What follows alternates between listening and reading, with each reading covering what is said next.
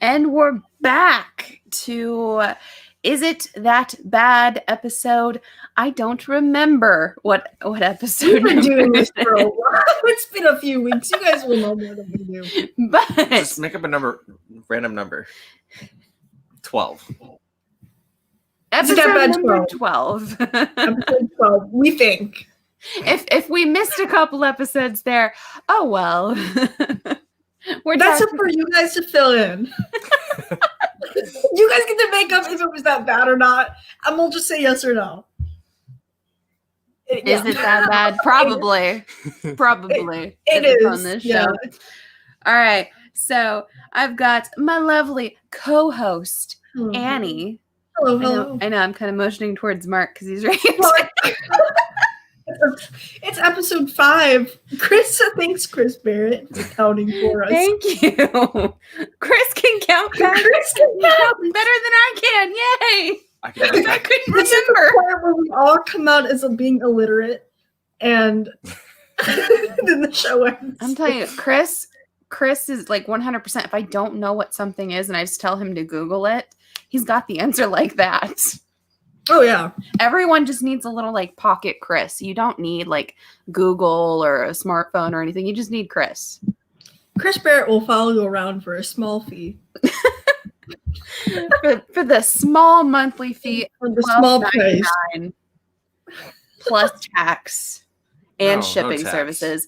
Chris Barrett will answer your questions. Chris Barrett will show up in like an Amazon package on your doorstep. You don't even know how he's got there. He's just showing up. You're just gonna set him on your counter in your kitchen, and he's just gonna be there. He's just gonna be hanging out. It's like an Alexa, except he talks to you when you don't talk to it. You're just looking like, hey, Chris, what's the weather outside? And he steps outside. It's raining. Yes. Oh my Thanks, God. Chris. What should I wear today? That clothing right there. What you're wearing looks great. All right. So we have the Stream Elements bot holding it down. Yeah, we do. 100. Yes. As well as Perry Comics lurking on in the chat. Hey, Perry. Hello, What's up? hello, Perry.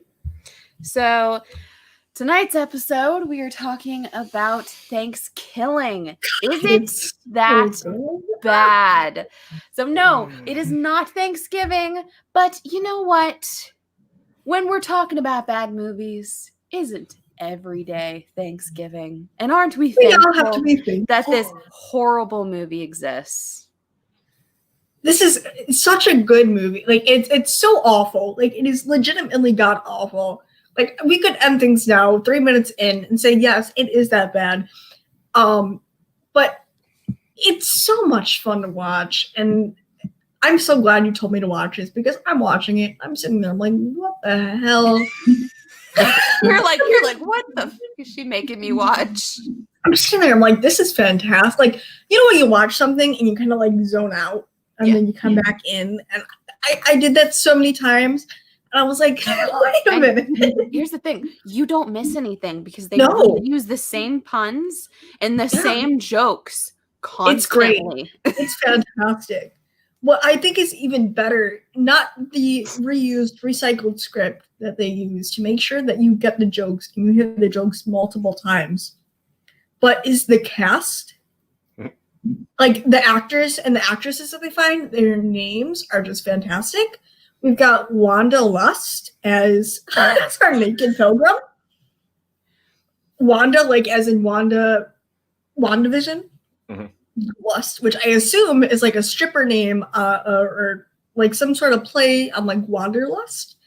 And then you just got General, you got some dude whose name is General Bastard for Oscar the Hermit. No. And then like he's casted as General Bastard. And then you just have straight up Jake. Like Jake has no last name. Jake. He's just Jake. Is he from State Farm? He is from State Farm. He is from State Farm. So this is the film that you get for under $4,000.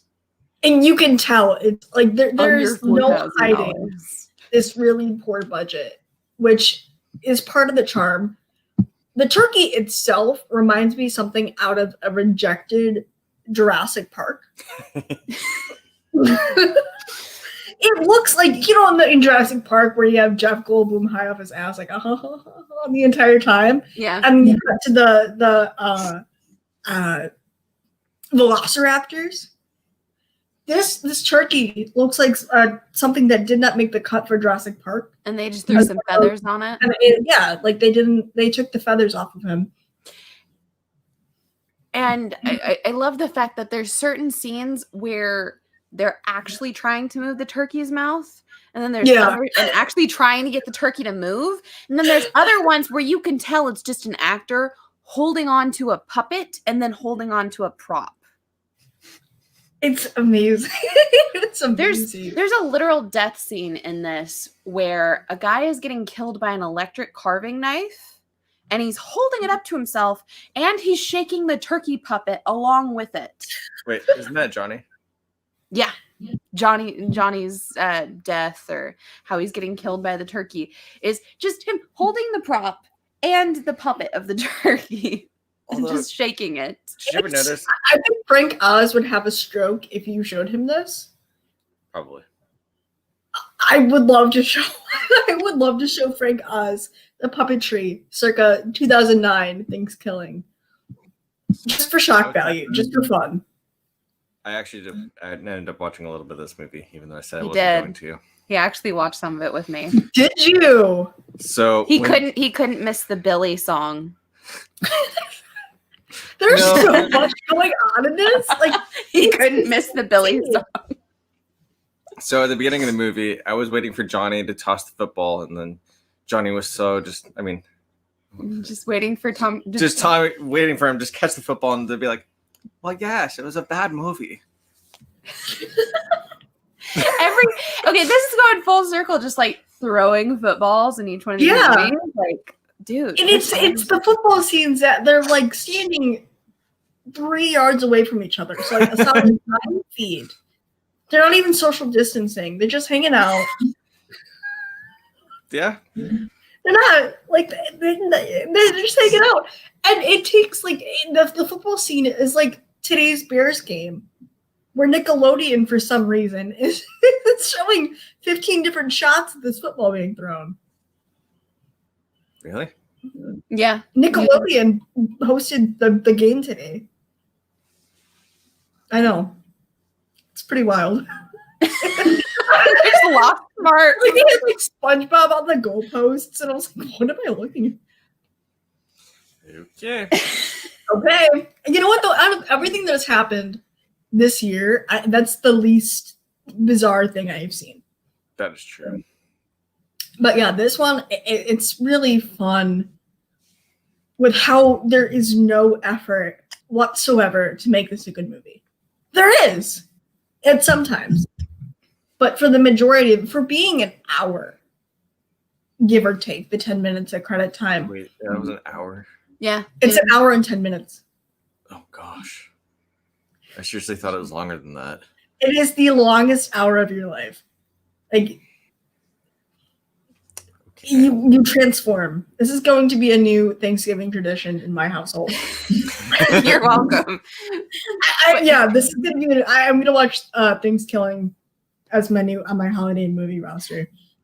Also, just because it's so fun. Since the first time I ever watched this film, it surprised me how many of the puns and references stuck with me after watching this. You pinpoint have stuck with you. Gobble gobble motherfucker. You're saying that's also the tagline of the film, which I find hysterical. Gobble gobble motherfucker. Probably the most, but get stuffed. Oh. You just got stuffed. Oh, goodness. The Billy song. I love the Billy song. The Billy song is one of those songs like when you're so upset or just so mad and you just need something stupid to listen to, just to make you kind of giggle to yourself. I'll turn the Billy song on And it's like, you can't help but kind of snicker a little bit because it's so funny. Oh no, it's And it's absolutely. My dead ass friend. Oh God. Why, Billy? Billy, you got killed by a turkey who was not my best friend. Actual lines in the song, mind you.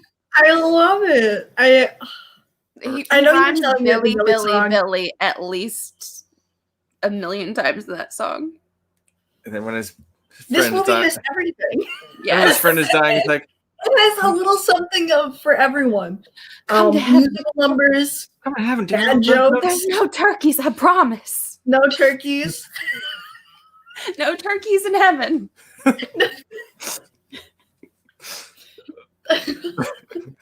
Every 505 years. Which So, I'm gonna be honest with you guys. I used to work in a barn, I used to own horses, so I used to work in a barn. And turkeys are scary. Turkeys are mean. turkeys are big and mean. Turkeys yeah. and geese are very intimidating, large birds. Well, geese, when they come after you with your feathers all hate- high and mighty, you just run up and kick them. So, are turkeys like guinea hens at all? In which way? What are you thinking of? So like guinea hens, like the pack animal mentality where they'll like come at you in like a flock. Yes. Is that how like turkeys are? Or are That's how turkeys wild like turkeys are. These were coming at that, domesticated yeah. turkeys. So like these were turkeys where if you got near them and as they were alone, they would turn and puff up and come at you. So I'd be minding my own business, working in stalls or trying to clean things or feed them, and they'd puff up. And I'd watch them come at me, and I'm like, no, we don't need to do this. ruffle up your tail Not feathers. today. No ruffle feathers for me, guys. Thank you. Ruffle up. I gotta puff up, You gotta make yourself look big. What in the winter, I would take my coat that had the fur on the hood and I'd throw it over my head. And I'd look at the turkeys, here we go. But did you ever try to communicate with them? my dad can do a really good turkey call. I can't do it. I can't do it right now. But yeah, no, turkeys and geese. And I can see, even with the puppetry, they did a nice job of portraying the true aggressive nature of turkeys. So, are you glad that turkey did not become our national bird? Was that a thing? Yeah, Yes. it almost happened. It was one of the final birds. It was between that or a bald eagle. Which, to be fair. When it comes down to be fair. To be fair, bald eagles are super cool, but eagles are kind of dumb. You know what I mean? Oh, but when a turkey looks up in the rain, it'll drown itself. Yeah. Oh, no. Yeah, they just kind of do this, and they have their mouths open wide. They'll literally drown themselves. So maybe we should have had the turkey as our national bird. I'm not gonna lie. I know. So farmers who breed turkeys and everything, when it's supposed to rain, they have to take them indoors. Wow. Because the entire flock of birds will drown themselves outside. No. They'll look up and try to figure out what's going on. Oh, I love that. I could just only imagine an alternate universe, the podium with the turkey on there with the stars all around it. It'd be stars, but the feathers would have I was stars. just gonna, when the feathers fan out. It'd be like a peacock, but not. Mm-hmm. It'd be like a wannabe peacock. It'd be a less than Fuck peacock. peacocks. It'd be a less colorful peacock, which was MDC's logo for a while. The last time I was at the St. Louis Zoo, I was chased around by the frickin' peacock. Was it the turkey with the axe that was going to kill you from Thanksgiving? Thanksgilling? My goodness. Oh, the peacock literally put all its feathers up and then just kept going after me. Did you have an accident? No, but I cried on a bench trying to get away from it. Hey, if it makes you feel better, there's a cardinal that hangs out outside my house, and he throws himself against the windows, trying to defend his territory. So he'll do it for hours on end. You'll hear hours. And today, I was getting ready to go into work, and he goes to my car, and this motherfucker. He starts hitting the window of my car, not the windshield, but my passenger window. He's coming at you. He's coming. I wasn't even in my car. I was watching him trying to get in. Next time, Annie, just roll down the window. I should have. I wonder what would happen if he got in. I wonder if he's gonna But he's gonna fly in and flip you off. But be warned, I would definitely wear a paintball mask. I deserve it. I make fun of him, so I get I have it coming. He's heard all the things I've said about him. Yeah. Not as aggressive as turkeys, especially turkeys with axes, turkeys with electric carvers. So all of that good stuff. Turkeys with rifles. Turkeys with rifles. What a shotgun turkey. Shotgun turkey. That's a total 180 for turkeys too. They're usually in the other. It kind of reminded me of Looney Tunes. The one hunter. Elmer Fudd. Elmer Fudd, who would screw with Bugs Bunny. And he'd all mock him and doing the hunting, and he ended up getting shot, Oh, yeah. So one death in particular in this doesn't make the most sense to me. Okay, which one? I mean, this whole movie really doesn't make any sense. The next thing about this movie doesn't have to make sense. It just goes. Turkey's whole thing is the white men have disgraced or completely just fucked over his people, basically. So he's getting revenge against the white men. Mm-hmm. Flashy. What does Flashy have to do with the? He's not a white guy. No, Flashy's just a dog. Well, Flashy peed all over him. It's a Lassie dog. I would say, if anything, Flashy's the reason why he came back. Yeah, because he peed on his totem or whatever. So was that him disrespecting Turkey when he peed on his totem and then on Turkey? Yeah. And then Flashy had to have an accident because he had this axe, and then he hit him with it. And then accidentally cut him with it. Oh my God. Oh, Flashy. The dog had an accident. It's like, an accident? What kind of accident? It's like, well, you see, I have this axe, and I accidentally cut his head off. It's so messed up. It's so messed up. Oh my God. So just cringy funny. It's one of those where you have to watch. Didn't he say first my wife, then my dog?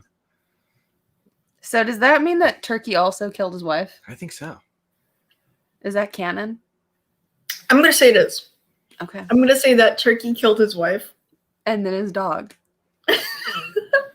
Turkey, just go to therapy. Was the pilgrim his wife? From 505 years ago?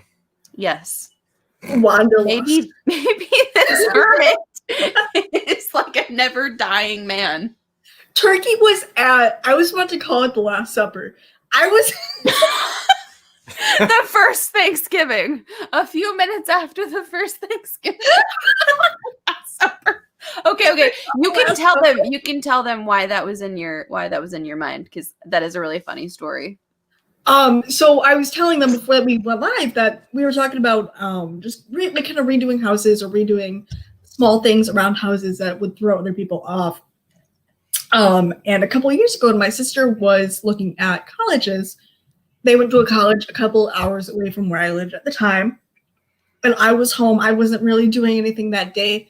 So I wanted to kind of screw with my folks in a really lighthearted way. And I went online and I printed off a bunch of pictures of Keanu Reeves photoshopped as God in that really Christianic or Catholic kind of Da Vinci style. And I printed that out. And my mom is very Catholic. So I went around the house and I took these little Keanus and I put them all, I replaced all of her religious artwork, so the pictures of God or, a painting of the Last Supper. I took I either cut them out and I put them in the background, or I completely replaced it. I was putting them in picture frames. It was a lot of fun. Honestly, that was a fun afternoon.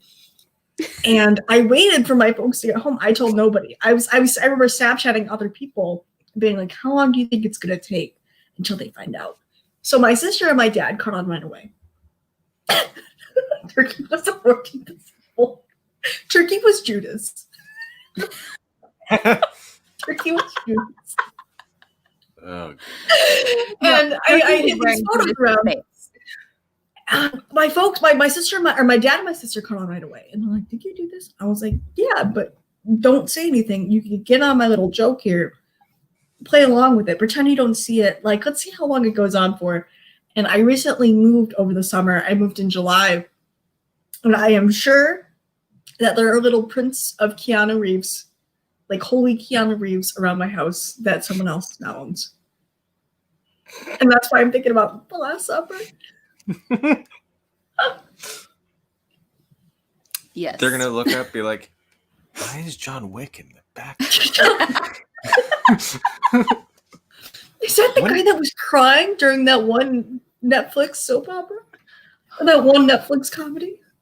You've seen the clip of him with the wine, and he's like got the headphones on, and he's just in shambles. Yeah. Yeah. Or wait, what's that time traveling movie he was in? Like his first role? Bill and Ted. Yeah. Bill and Ted. Excellent Adventure. And then they're also gonna look and be like, "He's the one, There he is. Neo." There's the man that should have been Midnight. No offense, Oscar Isaac. Like Oscar Isaac is gonna see this. You might. We're throwing it down right now. John Wick. I like John Wick. I like John Wick. All right. Yeah. So do you think that Turkey watched his pilgrim wife, or like killed his pilgrim wife after the first Thanksgiving?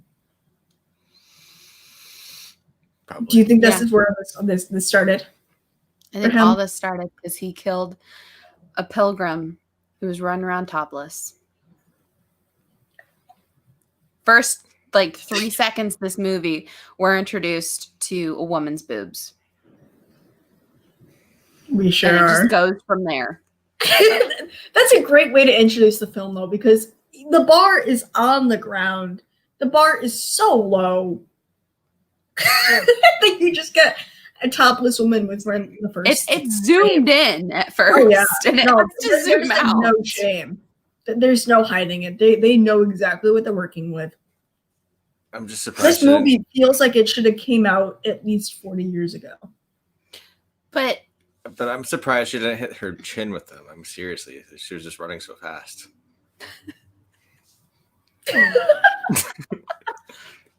Like the little turkey waddle. Yeah.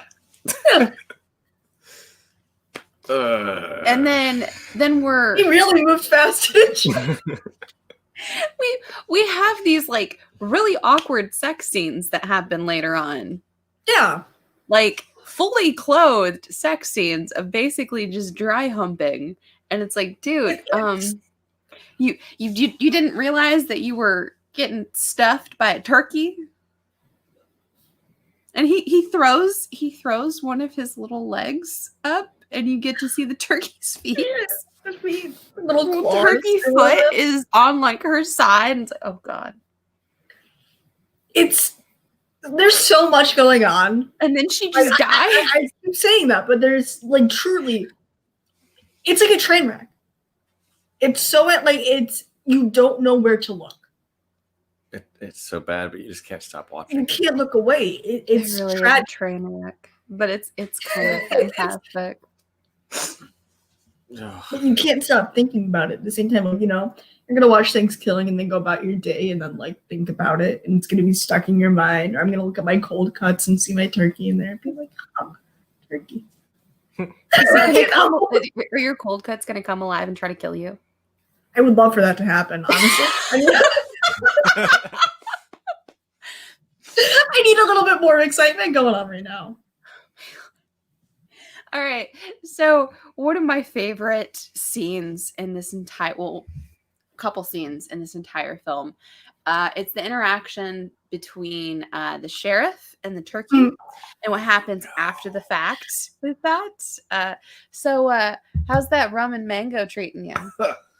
You're welcome. Anywho. I need to let that fuse for like a day, not an hour. So Turkey sits down with one of our main characters' fathers, at their house. And I guess, it's about Thanksgiving time. He was going to some Thanksgiving Day like dance or something.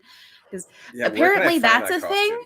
And he's wearing a giant I think that's turkey. the most bizarre thing out of the entire movie is that they're like, what if we made this like a thing that people knew about? It was a Thanksgiving Day dance. I'm like, there you could celebrate. Like, I'd rather go to like the MLK gala or something, and that would make a lot more sense. But they're like, no, Thanksgiving's already a major holiday. Dance.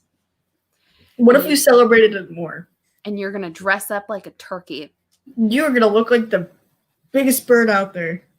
And their whole conversation is so awkward because Turkey's just wearing a pair of glasses, and this guy, this sheriff, wholeheartedly thinks he's just talking to a little person, and he doesn't like it when people curse. So he's trying to like stop Turkey. He's like, "Oh, so you're saying little people can't curse?" He's like, I'm not. He's like, I'm not upset or offended by the size of the fuck. I'm just concerned about the age of the fuck. Wait, he's like, how old are you? And he's like 510. He's like, but then wait, that didn't make any sense then. No, well, none of this movie makes any sense, hun. Because if it's every 5, okay, maybe he was only 10 years old when it happened then. Or 5, because it's every 505 years, but the turkey's 510.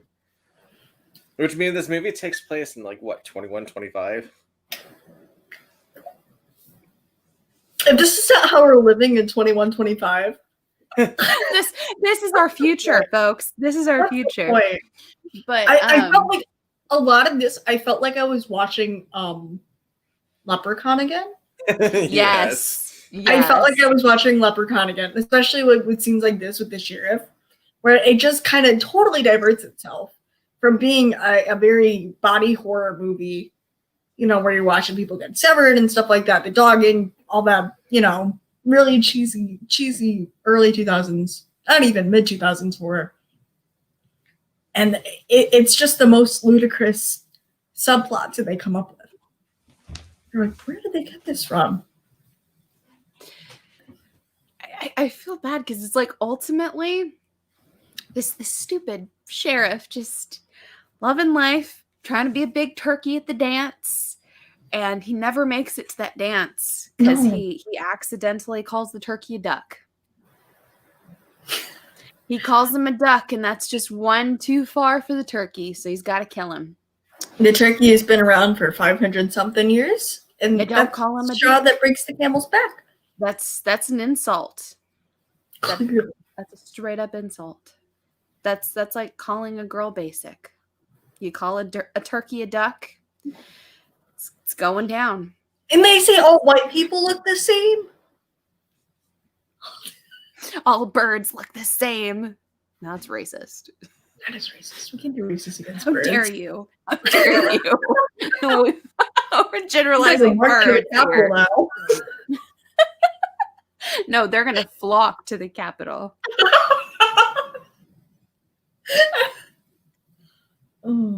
Any Hoosiers. So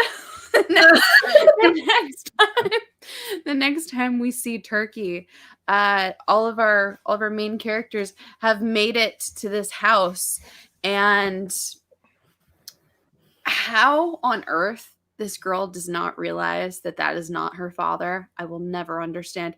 You actually see her having to basically get on her knees in order to give this turkey a kiss on the cheek because he's wearing her dad's face. He straight up leather-faced her father and then put his hat on. And it's just like, you look different, Dad. I just can't figure it out. He lifts the hat and you can see flesh around. It's like, oh, you got a haircut. And then all the guys behind her are like, oh, hi, sir. Da, da, da. And I like how it's not just her, but it's everyone in that room that goes along with it. Nobody had they're like, hey, that's not him. They're like, yes, that's a bird. No, this is it. There's no difference here. We see no difference whatsoever. The tail feathers, none of it. No. Well, I mean, he was wearing a costume, so who could tell the difference? A costume that makes a 6 foot tall man, 2 feet? A bird. A turkey. A bird. Turkey. An actual turkey. Oh, literal turkey in this instance. I mean, shit, we've all seen Harry Potter, so So is there magic in this world now? I guess. I mean, you saw that. Do you think J.K. Rowling would hate crime turkey? She might. Oh goodness. She may. I don't know. If she could get away with as much as she did right now, or has been getting away with, for some unbeknownst reason, I'm sure she will have something against birds as well. That's a question. But back to that radioactive turkey now. Oh my gosh. Radioactive turkey. Oh. One of the moments I almost forgot even happened. Sometimes I wish When this did movie they never come happened. across the radioactive barrel? It was. Oh, God. Why was that a thing? It's just in their garbage It can. was They just just had there. radioactive. Who just There has was no radioactive waste hanging around? There, it just existed. It's like this movie. It's just there. And just There's they just no threw everything at it. Anything in this plot. Like, it just... I don't know. Well, I mean, I can't be as bad as Thanksgiving to you. No. 3. Thankskilling 3. And the little bit of 2 that got destroyed. Have you seen Thankskilling 3? I have yet to watch it. I'm gonna watch it. It's a hot mess. Is it- It is so much worse than this. Does it This make film look Thanksgilling Oscar worthy? look like a good movie? What? Does it make Thanksgiving look better than it is? Yes. Okay. By comparison, yes. Like comparing the two. By comparing the two, That's you're gonna be I love that. even more lost in Thankskilling 3 Oh than man, you I'm are in the first down for something mindless. I'm down for, and that's what it is. Thanksgiving is mindless. It really is. It's one of those. It's one of those where you just kind of go, "Oh, okay." You just turn And off then- your mind and you want to have some fun. You don't really pay attention to it, and you do at the same time. But as hard as you try to pay attention to it, nothing makes sense. Right. Like there is no. I would love to be a fly on the wall on that in that writer's room, just to decipher what the hell is going on. It's probably some college dorm room. Probably. This is like an NYU film project. They scraped all their money together. Probably. This is like everyone going out to LA. I'm gonna be a film director. I'm gonna be a film producer. I'm gonna be a screenwriter. Here's my featured film, Thankskilling. Don't watch it. Boom. Gobble gobble, That's- motherfucker. It's like Oh, yeah. everyone, before pandemic and everyone basically just hanging out in a Starbucks little dining area Lounge. with their laptop, drinking a coffee. No, They're working on their projects. they're working on it. This is their Their mask. It's like this is their capstone, Their not script. you. Whoa. Your Starbucks, that's too classy. You go to the McDonald's and you get the free Wi-Fi with a Big Mac. And then you start working on your film project. That's Thanksgiving.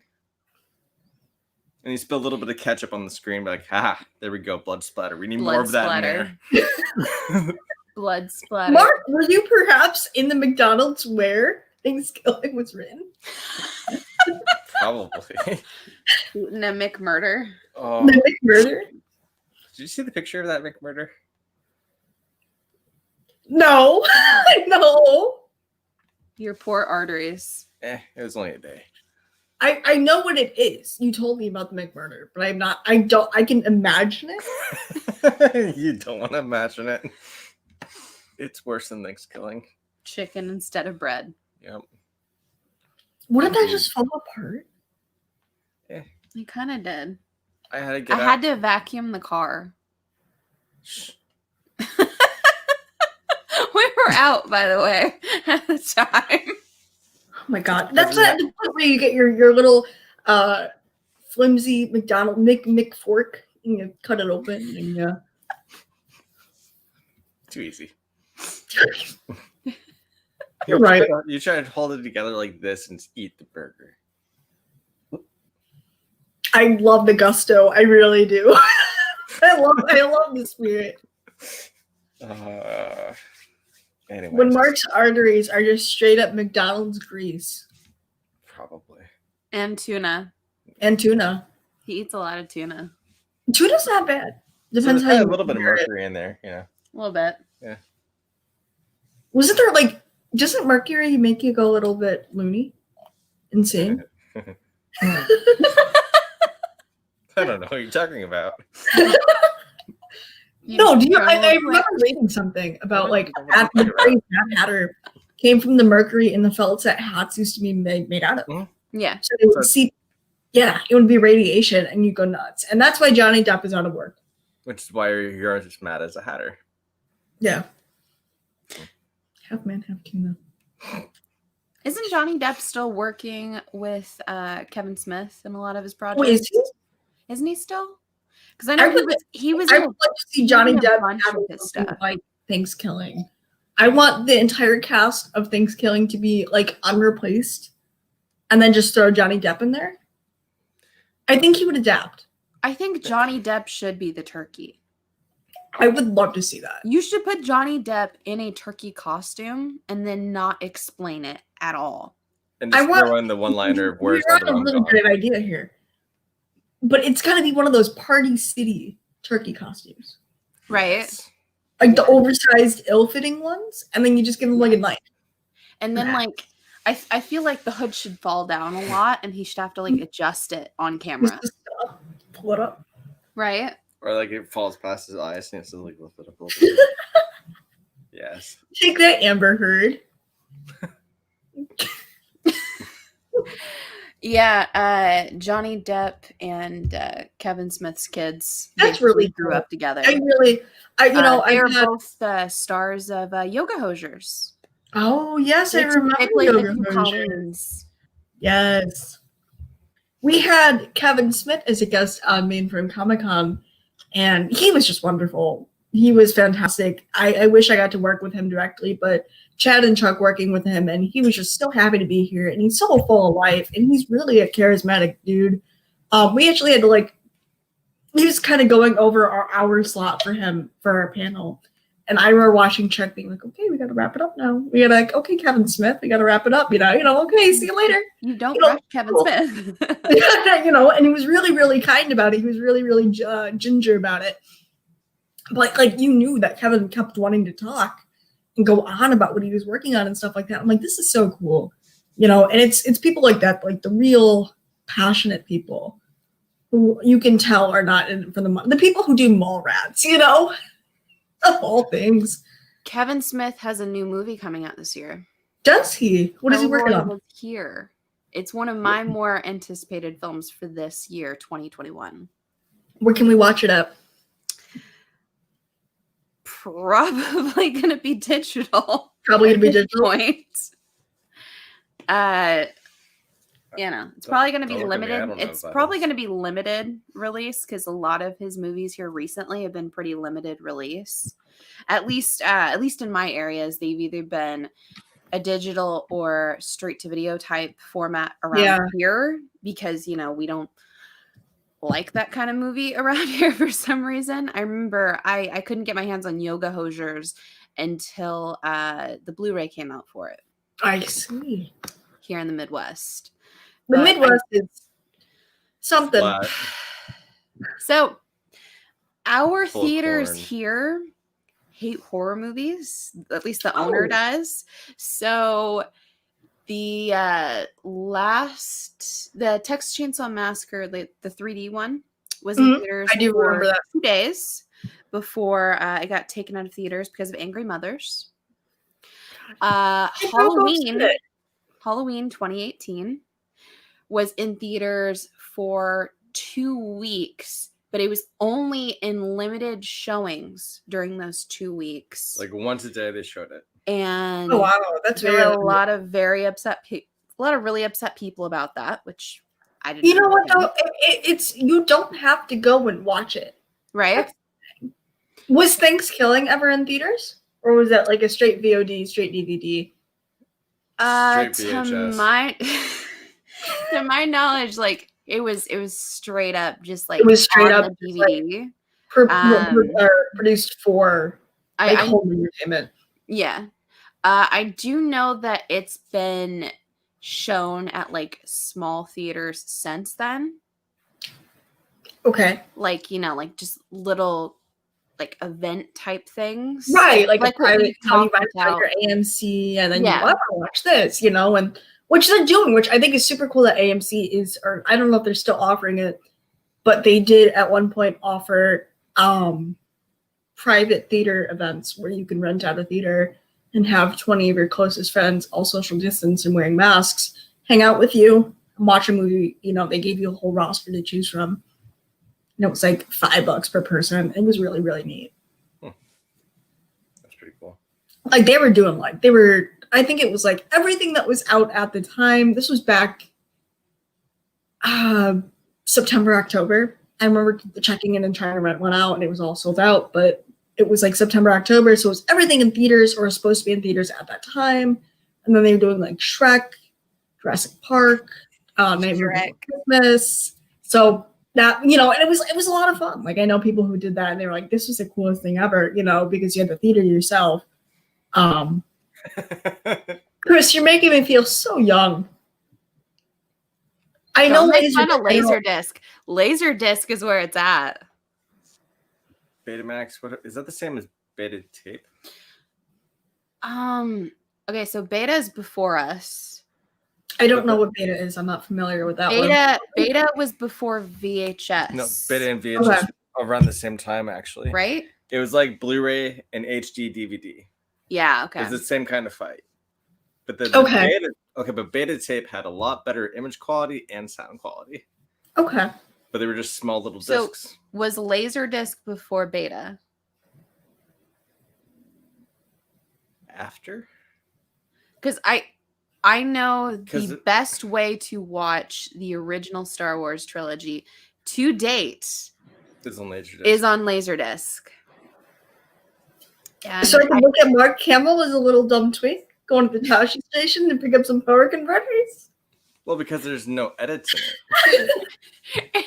I do know that for sure. I have a friend of mine who will rip me a new one if I don't point this out. That it is the best way to watch the original Star Wars trilogies on Laserdisc. I love the original Star Wars trilogies. That's super cool, though. Knowing that they are beyond like VHS. My ex-boyfriend had all of them on VHS, and it was really cool because he was like a massive collector. He didn't do like much else, but he had the super collector, like really new collection. And I was like, oh, that's wicked. That's super cool. And then he's like, yeah, that's like my entire personality. And I was like, all right. But I remember, I know that there's some serious like renders and remasters of the original trilogy that you can find out there that are like ripped from screen from the 70s, completely burned onto these new DVDs. I know it's better to watch Wizard of Oz on VHS than on DVD or on Blu-ray. Oh. Because of all the edits that they've done with the newer ones. And they've cut out like some of the like, let's say, darker things that were going on. I do know that the Wizard of Oz was a darker thing. It was a darker production, and then they really lightened it up. There was a lot going on in the background, including some things that may or may not have made it onto the VHS cuts of it. I still have my original VHS for Wizard of Oz. They said it was a crane, but it's definitely a little person hanging himself. That's not a crane in the background. Ooh. That's messed up. That's not a crane in the background. That's so dark. I'm not allowed to talk about the Wizard of Oz at home because my dad saw it and he was like 3 or 4 years old. And he's almost 60s now, he's in his late 50s. And he will still refuse to like not engage in any Wizard of Oz conversation because he saw it and he saw the flying monkeys. Flying monkeys. They scared him. The flying monkeys scared the hell out of him. Yes. They traumatized him. Yes. And like from time to time, he'll bring up the flying monkeys about how much he hated them. But like it's like a totally off-topic subject. Because it just takes them back. The scene where the monkeys are tearing apart the scarecrow's stuffing Yeah. just terrified me. It's really scary. They're ripping someone apart. The Wizard of Oz is scarier than Thanksgilling. Yeah. The Wizard of Oz I'm 2 put that is out just there right nothing but an acid trip. Yeah. Yes. The Wheelers. Is it that bad? Yes. It's atrocious. It's pretty bad. It is It that bad. It's It is terrible. that It's bad. definitely that bad. Well, okay, wait. Did Billy and what was his name? Oh, yeah. Yeah. This is something we were discussing before. Billy and Darren. So Darren in the car made a lot of promises. Mhm. One of which he was going to do some sexing with someone in that car. And we know he didn't do any sexing with either one of those girls. And he shared No. a tent with Billy. Two guys Gotta that be Billy. apparently did not know each other until the previous day. But the next day they're best friends. And they have And a whole montage. they're gonna be together until the very end. And he's like beckoning him to heaven with them because there's no turkeys there. It's like, dude, something happened. Something happened in that tent. What happened I'm between Billy calling and Darren? now.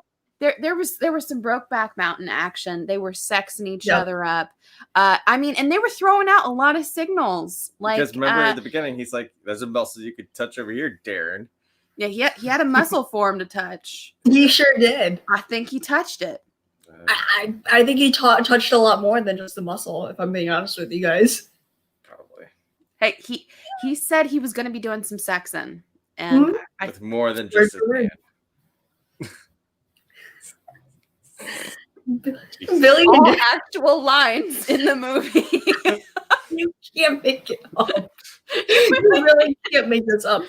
The Thankskilling is now a LGBT inclusive piece Yep. of film. Yep. Mhm. It is Calling now it is now a pride film. Thank you, Billy and Darren. Thank you, Turkey. Thank you, Turkey. Turkey also. Turkey's an ally. He's my best friend. Turkey. Turkey. Oh, Turkey. Oh, no. I think Turkey, for what he was, I couldn't see anything else as Turkey. I'm really glad they went with the really like just horribly mastered puppet instead of trying to like use some really janky CGI or anything else. You know, I think that having this puppet and the notably poor puppetry behind him is where the magic comes from this film. All the love You know? that wasn't put into this film. There's more love put in that pot of coffee than this whole movie. Okay. That's all he says is, okay. This coffee tastes like shit. It's like, well, it should. That pot of coffee didn't stand a chance. So Turkey and Sheriff sit down for Mhm. coffee. No, hazelnut. Hazelnut coffee. Did he buy a new pot or He was just reusing the same days old coffee that he had ready to go. And that's why it tasted so bad. a hazelnut? Jesus, no. Hazelnut. Hazelnut. We're gonna let that set in for a second. Hazelnut. Not gonna explain it. I wish you hadn't. No. Okay. Okay. Annie, I know this is a movie that I force on a lot of people, but did you enjoy yourself? I did. I really did. You know, I know you even introduced it as a film that you forced on a lot of people. And Mark was like rolling his eyes in the background. But one isn't. He's either eating something or rolling his eyes. I could have gotten out of this with a pearl necklace. You could have got out of it with the Could've Mark got out of it. topic. I did. I really, for what it is worth, which is saying like nothing in the least, you know, for the experience that I got to have with it and really watch it and just kind of really just have a fun time. enjoying myself and kind of, it's a really nice escape. It's an awful movie. It's really bad. I don't think I would recommend it to someone if I knew that they would get a kick out of it. I would never wholeheartedly recommend this to someone ever. Like maybe my old horror friends that are like, yeah, I love this. This is my type of thing. Like you're someone that would be like, yes, straight up my alley. But I think that watching it was a lot of fun, and it was just you really don't know what's happening next because the movie doesn't know what's happening next. So it's a guessing game, and it's a lot of fun. Thank you for the recommendation. I don't think I would have ever heard about this or watched it if you did not tell me about it. Wait, so what was the worst joke that they kept repeating? Oh my god, all of them. You think I can rank these bad jokes? But I mean, I don't understand it was all the same jokes, but which one was the worst one to be used? Oh, actually, I think mine was, hey, Turkey, I got something and you don't.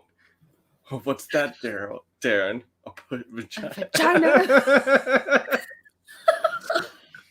That one was actually pretty funny. I'm not gonna lie.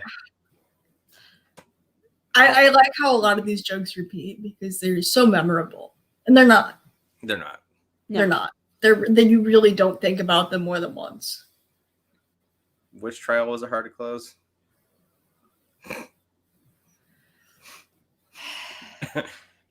You really want me to say it, don't you? Yeah, I do. All right, I don't. So the John Benet Ramsey joke that they kept trying to get to hit, and it never hits. And it's the same female character says this joke 3 times in the film. And then Darren tries to say it after the girl that it kept getting mentioned after dies. He's like, well, at least, her legs, she wasn't as hard to close as John Benet Ramsey's. And it's like, no, don't even. You already butchered it. Now you're just making it messed up. But, God. That was terrible. I could have done without the John Benet Ramsey joke. Yeah. I could have done with it like multiple times trying to be rehashed. Once was like far more than enough. Once happened, you're like, okay. You hear it once and you're like, I don't need to hear that again. And then you do. And then again. But somehow worse. Yeah. Yeah. Or Turkey hooking up with that girl using a gravy flavored condom. Oh. It happens in the movie. It really does. It happens. Like it's one of those things that you would not believe it unless you actually saw it. In this movie, 100%. I could tell you that aliens drop out from the sky and Turkey, has a couple shots with them, and you would wholeheartedly believe me. And that's part of what happens in the sequel to this film. So.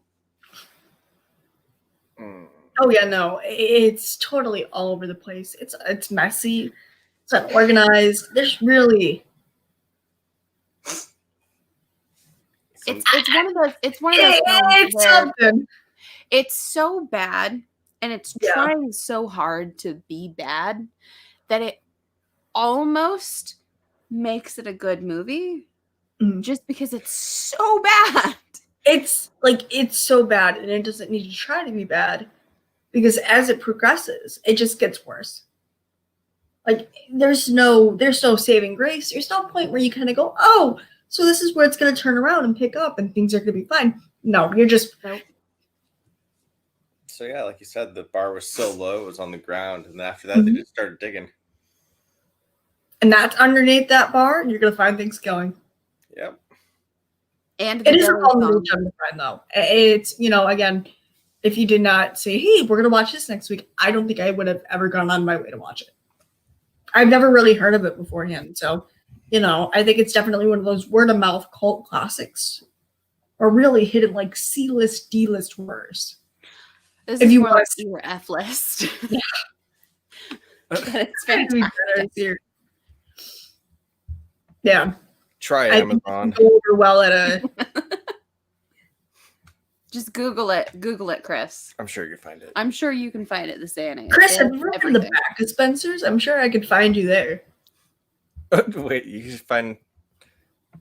Chris's Z list. Wait, did No, you say you could find him in the back of Spencer's? Mhm. Yeah. I'm sure he could just hang out in the back of Spencer's. Do you think he'd be with the lava lamps or like one of those things that electrocute you? Both. Gotcha. I think he'd be like going back and forth. In which corner? I like the magnets at Spencer's. I do. I like their magnets. They're really cool. I got my. They had to ask me to leave the back of the store Why? because I was just standing there. They're like, "You're too young to be back here. Can you leave?" And I was like, "Okay," and I left. I was like, But they have cool things in there too. "We do have cool things back there." We got little like beaker shot glasses. Yeah, that's true.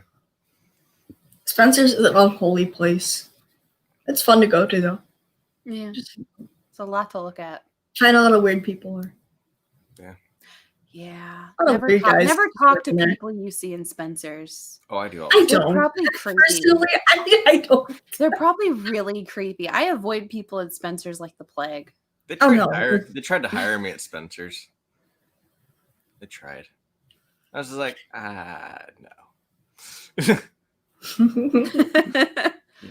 No. You have to be a certain type of person to work at Spencer's. Like you are the same person to work at like Hot Rags, and then Spencer's. What's Wasn't hot rags? Hot Rags is really similar. It's like one of those, but it's more like stoner hippie than it is like pop culture and gag stuff. Okay, so it's like But I think Eastbound Trading. Yeah, Okay. it's like more like it's like the people who listen to Grateful Dead and make that their entire personality. That's where you find them at Hot Rags. Okay, so I've seen the Bears for Grateful Dead, but I don't think I've ever actually heard a Grateful Dead song in my life. I've never listened to Grateful Dead. Like I think I've seen the that's your Bears. thing. I Yeah. know I could identify the Bears just by seeing Yeah. one, but I don't think I've ever heard a Grateful Dead song in my entire life. we're gonna I change don't that know. tonight. Oh my god. They just remind me of like Fire Festival. Really, Chris? That's what it is. I mean, yeah, true. It is. There's no lie in that statement. That's what it is. Oh, Spencer's. Oh, Spencer's. Spencer's. First, they draw her in. Spencer's hasn't gone out of business. Spencer's is like a more untamed Hot Topic. Yeah, Yeah. definitely a more adult Hot Topic. And they have a lot of really cool horror stuff that they throw in They there. too. do. Oh, I thought you were gonna say magnets again. They do have a lot of cool magnets there too. They do. That's how they get her in. It's like, oh, look, a magnet. I like magnets. You've seen our fridge. Yeah. We had to get a bigger fridge. We do. We got a bigger fridge. And this now it's year. full of I magnets. love it. Again. Magnets. Spencer's magnets. Almost. Oh my gosh. No, they had a huge, completely off subject. They had a huge booth at Baltimore that was just magnets. And Ooh. I drove both him and Chad nuts because we were supposed to go do something. I was like, "Oh, magnets!" And he's like, "Is she gonna be here for a while?" I was like, "Yeah, we might as well pull up a chair because you know." I got some really cool magnets though. I mean, They're all nerd centric. They're perfect. That's the booth you don't want to pull your cell phone out next to. Nah, that's the type of stuff you're gonna find at places like those. It's like when Ace Comic Con here in Chicago a couple years ago, they had it was right when they were like upon their conception when they were first on the road, and they had Family Video sponsor their show for some reason. Oh, jeez. What's that? Family, like it was like a. I'm just kidding. I know. Family Video, Mark, if you didn't know, it's going out of business. Oh my Wait, god. there's a family. But yeah, they video had Family Video sponsor the show, and like there was Family Video booths, like multiple booths, every like every row, every block. So we'd be like, oh, what's this? What's this over there? Oh my god, Family Video, you know. You go dick around in Family Video. Like, I could buy CBD and pizza here. Whoa, you know, and then there'd be like a Joker poster or something. Oh yeah, that's right. They did start selling CBD. Yep. They did. It's like, oh yeah, that's right. The last time I went to Family Video, the clerk wasn't wearing shoes and she was high as a kite. Yeah. She's Really like, oh my gosh, there's awkward. new releases over here. It came out last week. Great. Not because you have a giant sign that says new release movies all over the wall. She was barefoot and got lost in her own store. Yep. And then tried to, that's the type of person you want at Family Video, though. I asked her, it's like, so how much is CBD? And she's like, oh, it's $100 for like a little vial. I was like, what? Okay. Why? Sounds like a rip. Yeah. Yeah. But it's a movie rental place, so they can upcharge. No.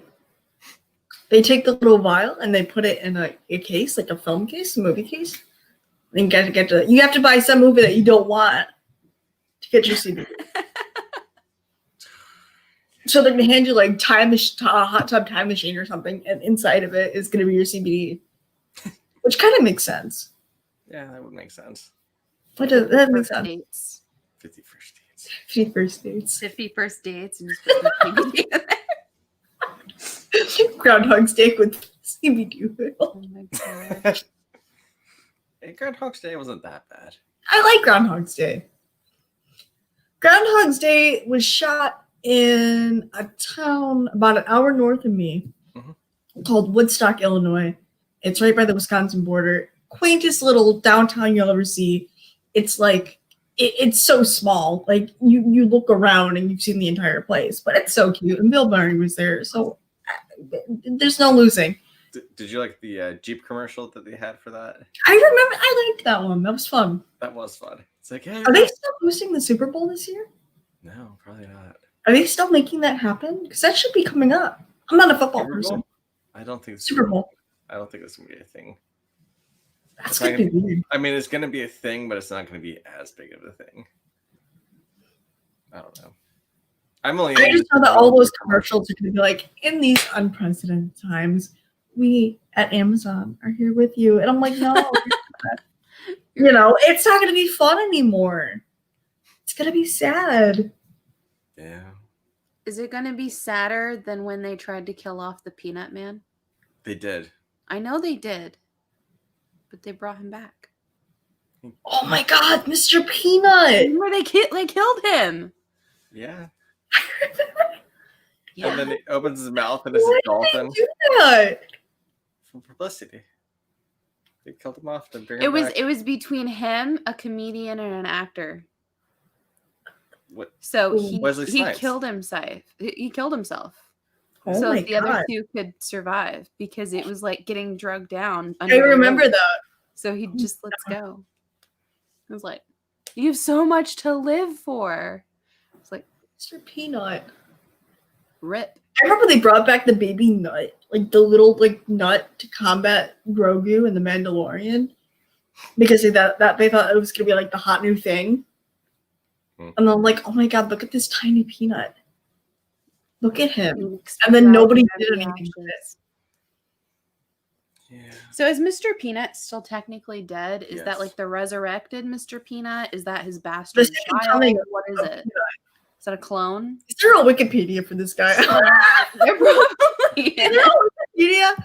Mr. Peanut. Is there like a data death? Shut up. Is there? Species peanut. Occupation gentleman hero. How is your occupation being a gentleman? What in the You have the world? monocle. The monocle makes you a gentleman. Stop it, Is he a lord? Mr. Peanut. Is he a lord? That was 11 months ago that he was killed off. Yeah. 2020. You heartless bitch. The Washington Post ran an op-ed on it. It's so funny to me. They're like, we're sorry to say that Mr. Peanut has died. Was he Oh. left behind by anyone? Does he have any successors? Is it like a Yeah. walnut or Does he have any something? love? Doesn't he have any loved ones left over? Any Pistachio? children? An ex-wife or anything? His wife. She's gonna be like dressed in like a robe with the fur. No. She's a grape. What if she's a raisin? Remember those California raisins? Oh my god, I remember the reasons. What if she's one of those? Was there some?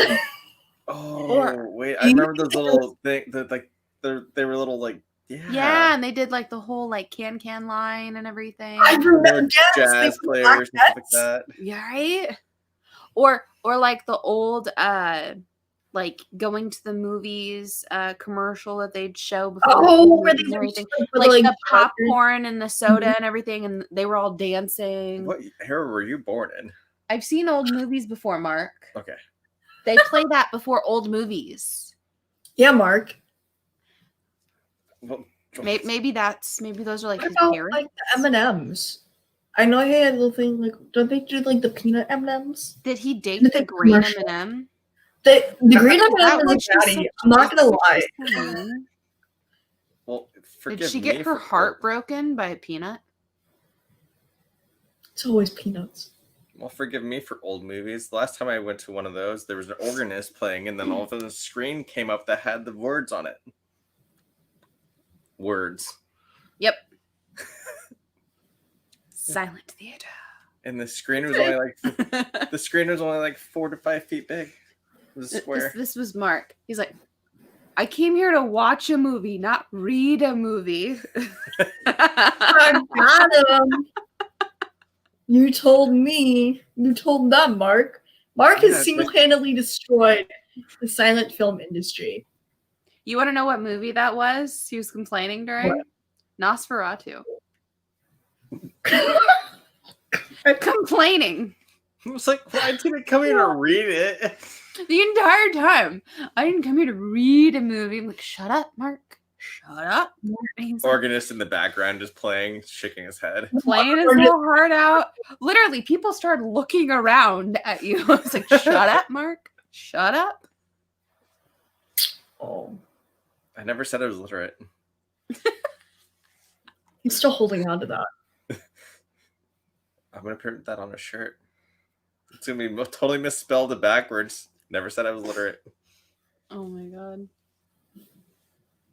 Or I can just That's lose why the you whole... watch. I don't- Huh? That's why you watch movies. You don't read them because you don't read. Oh, dude. Is this where we get peanut M&Ms from? Whoa! Hold on. Hold on. Now this is a game changer. Okay. Chris, is that where we get peanut M&Ms from? Wait a minute. Wait, how do we get pretzel Chris. M&Ms? And wait, ew, then what are peanut butter M&Ms?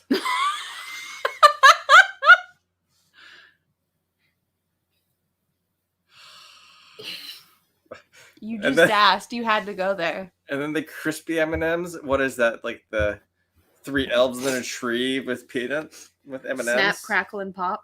Oh. Everything Those with are their M&Ms. names. Those are the names of the Rice Krispie elves. I know, snap, crackle, and Snap, pop. crackle, and pop. So all up in those M&Ms. That's how you get crispy M&Ms. I guess. Snap, crackle, and pop. They don't like to talk about it, Mark. We just don't ask questions. So then You don't ask, the you don't tell. strawberry filled M&Ms. I've never heard of that. You've never seen them or had them? No. It's like a really limited thing. Okay. Just I'll like these take your word Cocoa for it. Puffs. Oh, dude, these were gross. They're from Halloween. These were really gross. I thought they would be good, but they're super bad. Like they're really, really bad. Oh. These were really, do really sound good. gross. They sound good. They were They not sound good. They were not good. Here, I'm not eating those right now. you're not eating them? Nope. They were not good. You can give those to, like, the wildlife outside. You were going to say the dog, and I was going to punch you. I was not going to say the We dog. don't give chocolate to puppers. No, you don't. Doggies cannot have chocolate. They cannot. No. They will get hit. Like They will Lisa. get sick. You don't need that. We don't need Lisa. I had You don't need to deal with it. We don't need Lisa. I had there. She gave me 50% apple juice and vodka. It's so gross. She deserved it. I just. I'm still holding on to that. She deserved it. That's so fucking funny to me. I think if you lit Lisa's juice on fire, it would go up in flames because of the vodka on top. Only with Everclear. Only the oh. Yes, Everclear is super duper awesome. Everclear is dangerous. Everclear Only is when it's on fire. yeah. Freshman year of college, my roommate had did I tell you guys the story already? I think you did, but we haven't sold it on air. I'll tell it again. I haven't told you on air. I haven't told you. My roommate, her mom was more of like a best friend than she was a mom. So it was like a couple weeks after she'd moved in. And it was right when my roommate started dating her boyfriend. And she was like, oh, well, I decided to stop by and I thought I would bring you girls a gift. And we're like, oh, that's so nice. Thank you. You don't have to do that. She pulls out a thing of Everclear. Handle Everclear. And she's just got to handle the Everclear with her. I'm like, whoa. We got a handle of Oh, is that for Everclear. I think we Sammy? do actually this time. And she goes, no, it's for her boyfriend. She's like, that's for you and Andrew and Sammy and me. And I go, and me? And she goes, yeah, we're all going to start doing shots. So she opens the Everclear. And we're all doing Everclear shots. And she goes, okay, I'm going to go now. You guys hold on to this. I'll see you in a couple of weeks. Oh, We Everclear. legit have a handle of Everclear. Mark likes his Everclear. Warning, highly flammable. Handle of Everclear is how you die. Bless you. Bless you. Ow. So Mark had me thoroughly convinced one year during flu season that if I did a shot of Everclear every day, that it would help kill whatever germs were possibly brewing, and it would help keep me healthier. So I like to think of myself as a fairly intelligent person. Got my degree and everything, but I'm not gonna lie, I can be a little gullible at times, and yeah, A little had me gullible. going for a while there, and I don't like Everclear. You thought that crabs would come from the beach to carry people off. You know what, Mark? Those crabs are huge, and I still believe that they could come up and like take people out. He had me thoroughly convinced that king crabs in Alaska, if you actually Google an Alaskan king crab, they're these huge, just monstrous looking, monstrous looking creatures. And he had me thoroughly convinced these things come up on land, they go up and they attack people on the deck and the pier and everything in the middle of the night and like drag them down to the water. I was just like imagining these crabs just like coming out like crab people from like South Park. Yeah, just like dragging people to the ground and stuff. And I was just terrified by it. I mean, okay, a king crab is only like what? About this big for the body, Okay. and, like this wide for like the legs, and like the claws are like probably like this. That's a monster. Those are so good to eat. They're very good to eat. King crab legs. I'm allergic, but Oh, that's a monster. it's not a monster. That is fine dining right there. Crabs will eat you. No. Not if you eat them first. Well, it actually depends on what kind of crabs. Crabs but ate still. Amelia Earhart. I can believe that. I'm saying That's a new one, but I can believe it. Actually, I think they may have. I think they ate her. Yeah. Unless They're- someone they are else can give me a Carnarvious. better theory, I'll believe it. That or she did make it to France and she just faked her death to live out of America. Oh, kind of like how Hitler dipped to South America? Yeah. Argentina? Something like that. Yeah.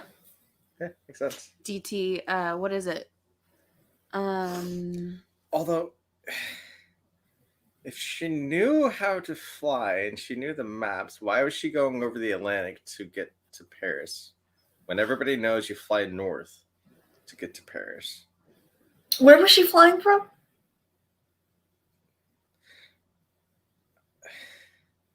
I don't remember. I don't know. I'd have to look it up. I just think she got eaten by crabs, personally. That's probably what happened. But yeah, I know it's the weirdest thing, but in order to get to France from Chicago, you fly north over Canada. Conspiracy videos. Just look up air like flight maps. It's the weirdest thing you're ever gonna see. It's like it's the same thing as the flat Earth map, but it's not. But really, if you look at the flight paths, it makes sense. Flat Earth maps are like the greatest thing known to Flat mankind. Flat. Oh god, those are so funny. You can actually see the line where the penguins holding on to the heavy machine guns and everything is supposed to be, and it's the greatest thing known to mankind. Mm-hmm. It's like, what do you think's on the edge of the earth? It's like, oh well, there are penguins that are heavily armed that actually protect the. It's like, okay, I'm totally down with that. Tell me more. I love that. That's so funny. Let's make a documentary about these penguins. What's their story? They clearly have something to say. They're fearing something. Yeah. Happy feet. I was going more like penguins in Madagascar. Smile and wave. Strapped to the teeth. Smile and wave. Boys. Strapped to the teeth. Strapped like to the teeth. But with happy feet to distract you before they just blaze into you. Oh my god. Happy Annie, feet. have you ever played Littlest Penguin? Oh no. You need to. The Littlest Penguin's the greatest thing ever. It's a free game. Oh, actually, wait. Can you play it now? Because the internet got rid of Flash. Flash I don't think is a thing anymore. I think you can still play it. I don't know.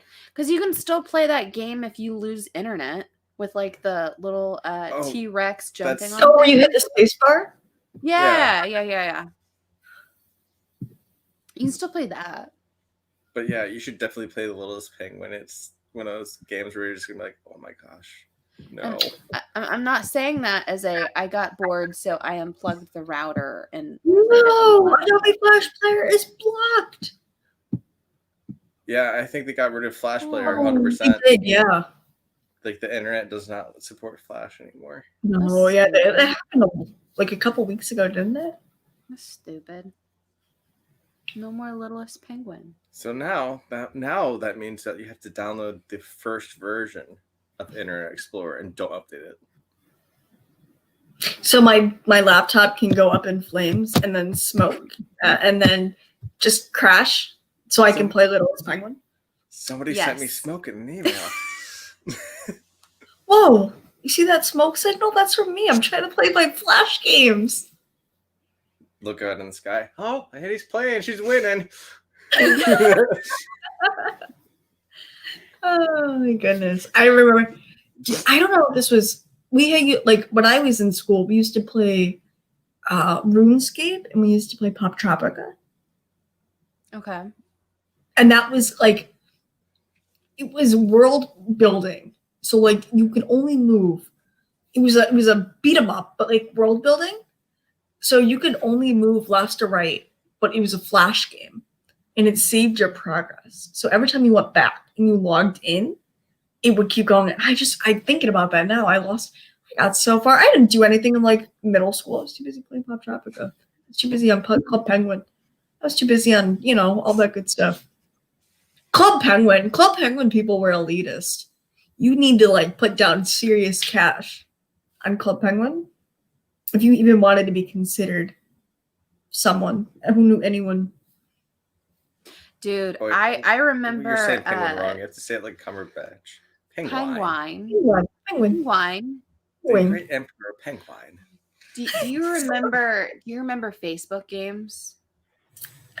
They're still a thing. Like Farmville. Zynga. Yes. People went psycho over They got Farmville. so into that too. It's still a thing. Yeah. Farmville is somehow still a thing. There was also like Petville. Oh God. I remember Petville.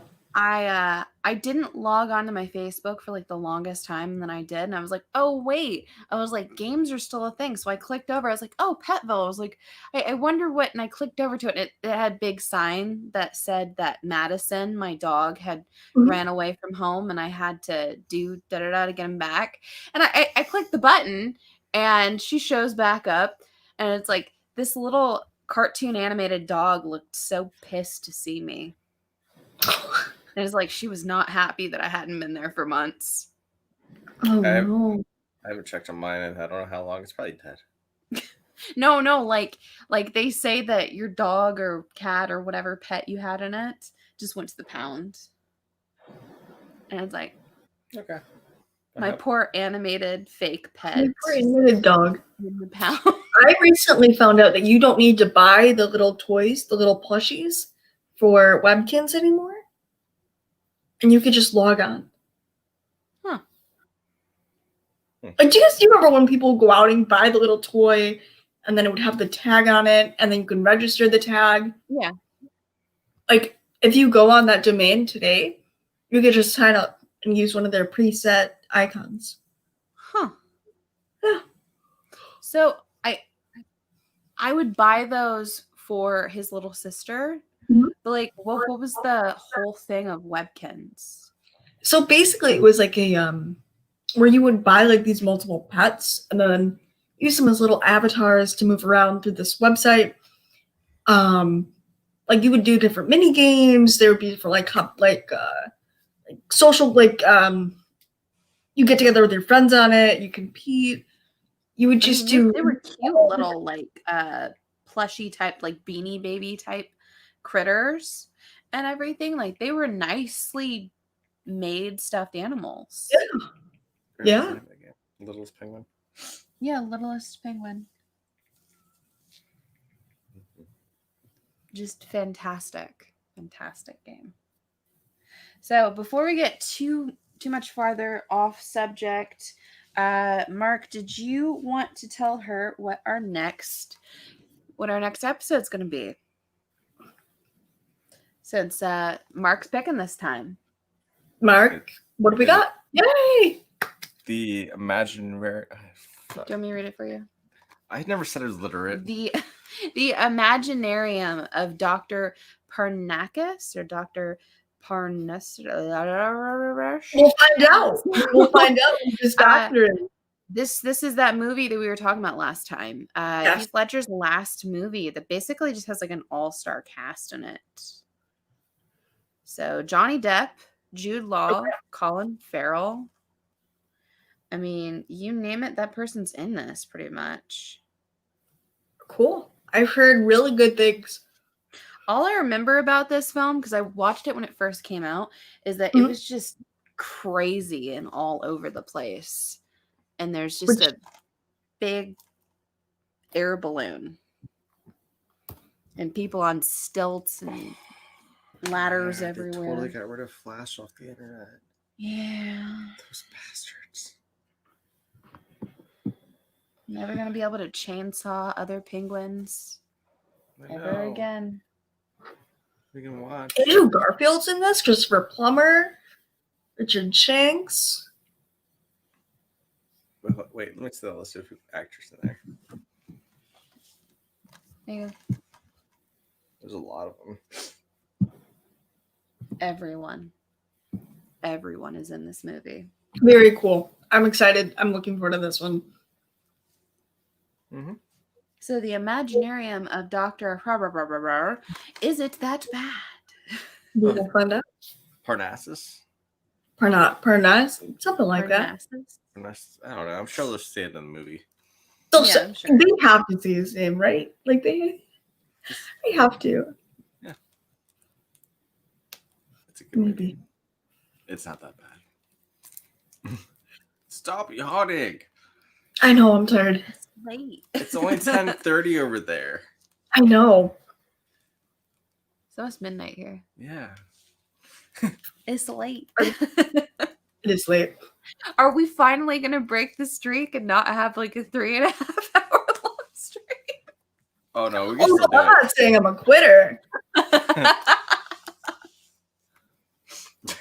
I'm just saying that, like, you know how yawning is contagious. I'm Yes. contagious. Like, if I yawn, I feel myself like yawn more. You know, Try your not to yawn is gonna have our viewers in the middle of the afternoon yawning. Our It's gonna be one, great. our one viewer. Chris Two. Barrett. There are 2 people watching. Who else is on this? I have no I idea. Annie do. works hard in the back, Spencer. I do. You're so right. Oh, Chris, how would you All right. know? Find me there. How about that? Is that where you met Chris? In the back of Mhm. his sponsors? They were both back there. Chris. Oh no, I for the last like hour and a half of my shift, I was just doing like straight up dishes, and like not like the traditional, dishes. Like I was wiping down like these full on like cylinders as tall as I was, filled with hot chocolate and all that good stuff. So it's not fun. And I'm like, we should really hire someone to do this. We should get like a legit dishwasher. And they're like, yeah, maybe. But we have you. You. Okay. No.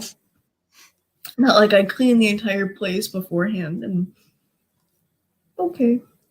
It's all you, Annie. Better than cleaning out a grease trap. Oh my gosh. Just up my wage up a little bit, won't you? Yeah. They won't.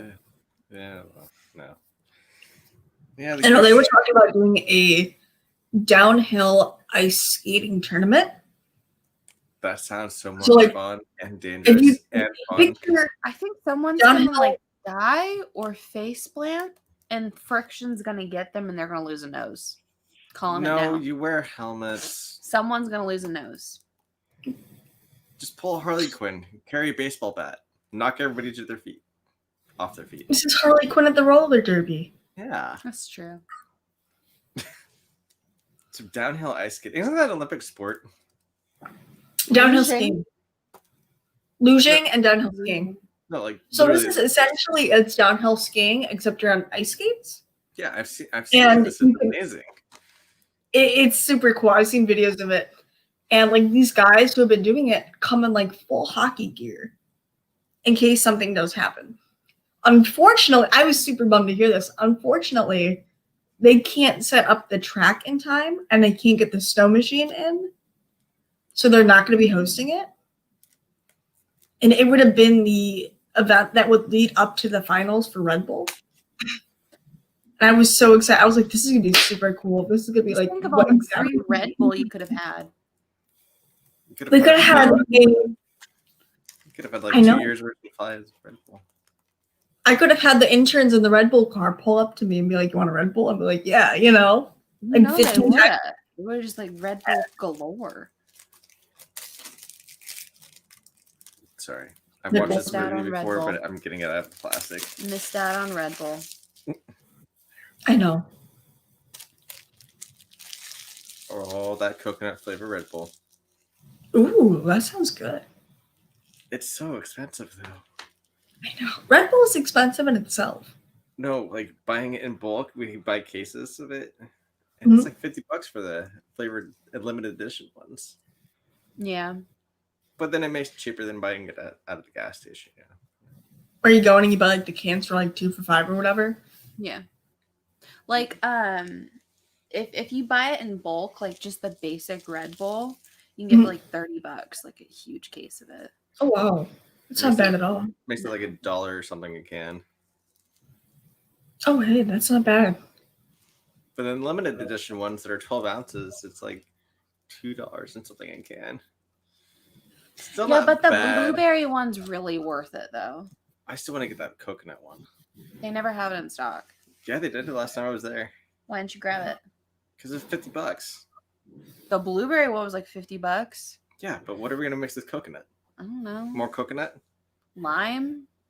And besides, if I want coconut milk, I'm gonna get Pineapple? actual coconut. Oh, we never got the coconut. I found where you buy coconuts here. Where? Walmart. Why didn't you get one? And then there's also like an exotic store. Not that kind of exotic store. Mark. But there's another store you can actually You buy it. had one job, Mark. One Mark. job to get coconuts. I will go get a when coconut. you see coconuts, and yet you got us no coconuts. That's the We were exact gonna plan. gallop as horses with coconuts, and now we can't do that, Mark. Come on, Mark. Oh, we're gonna do What's this. We're gonna gallop like this. But we're gonna be walking. We're gonna be doing this around the mall. We have to be there at like 8 a.m. with all the old people. All the old people that like walk around for exercise. We call them the joggers. I love that. No, but really, they're not jogging. They're just kind of. Walking. I don't They're know doing- by me. I have my tracksuit on. I match everything. I think the funniest ones are the ones that you can tell went out and bought like a whole jogging suit and like new workout shoes, and then they bought like weights, and then they sit down on the bench holding all that. And they just sit down. Or you see What? them at like the Auntie Annie's Yeah. pretzel booths Mm-hmm. getting pretzels Yeah. Mm-hmm. instead of walking with their weights. They're in line Or- at the Dunkin' Donuts. Or whenever you could go from one store, you walk past them. They go past you, and then you go back to one store, and then to another store, and then they walk by you. Or they're in the Panera Bread. Yeah. Yeah. And then And that's the type of old person I want to be. A mall You know, like- exerciser. this is the one on the wall. Walk I want around. to be like I want to be a fun old person. I don't want to be like a mean old, I don't want to be like a Get wait, off shit. your lawn. I don't want to do that. I Oh, wanna I'm be already that. This is for me. It's not going to be get off my lawn. It's do you need help getting out of my bear trap? What are your bear traps to keep you out of my lawn? I had these little girls. I had these little girls that for the longest time Oh, would those- come onto my property and rip the flowers out of my flower bed that Mark and I had spent so many hours and hundreds planning and hundreds of dollars. and putting together. And some of these plants are actually a little old now. Like we've been raising these plants for like 5 or 6 years now. I think And some of them did die last year. they were working on like tearing a lot of them out and like really fucking them up. And especially like my Gatsby gals Mhm. they're my babies. And they're just like Mm. ripping the flowers off of them. Why? They knew they weren't allowed to. They knew they weren't supposed to be on my property. I've discussed it with them. Mhm. And I told them not to touch my flowers. Like, hey, the flowers are out here for everyone to look at. Everyone thinks they're pretty. You can look at them, but we're going to keep them alive in the ground. And still came up, tore them out. So I was like, okay, fine. I went out, I grabbed my hose, and I sprayed them Good. and told them get the fuck off my property. They went Good to for you. their parents. They went and got their parents, And you sprayed them with and the I hose. sprayed them. I sprayed And up I the told hose. them to get off my property. Mhm.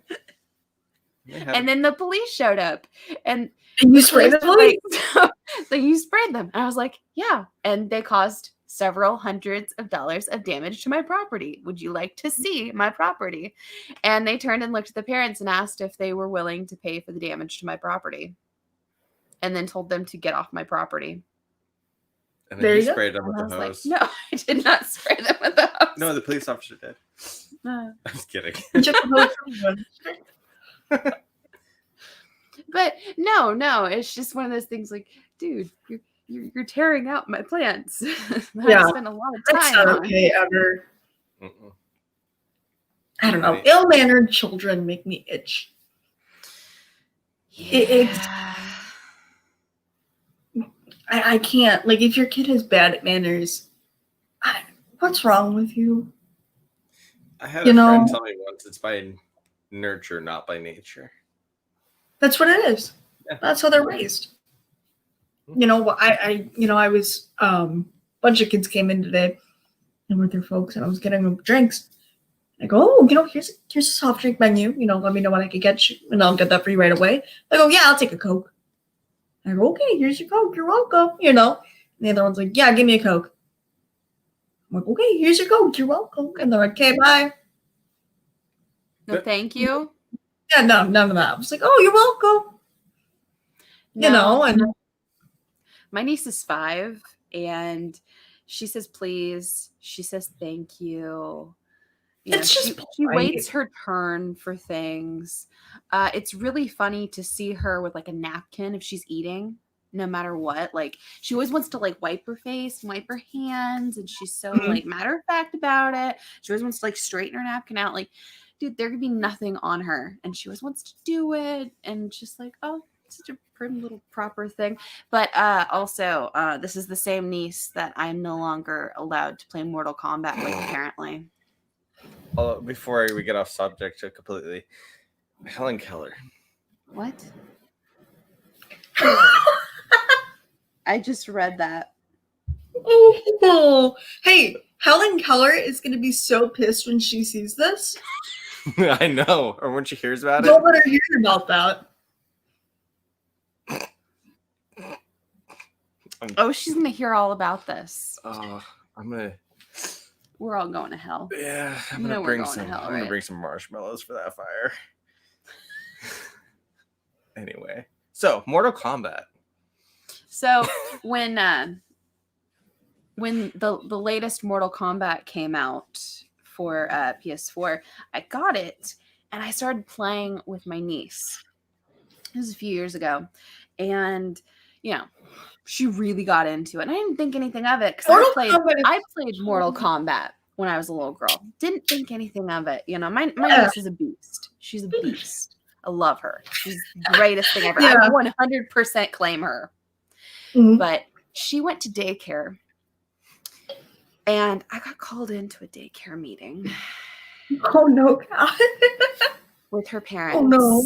And her teacher asked Kaya to show us why we were at that meeting and what happened. I guess she walked up behind a first grader, and she was like 3 or 4 at the time, and she kicked him. She drop kicks him. No! She hits him in the back of the head. He was on the ground crying.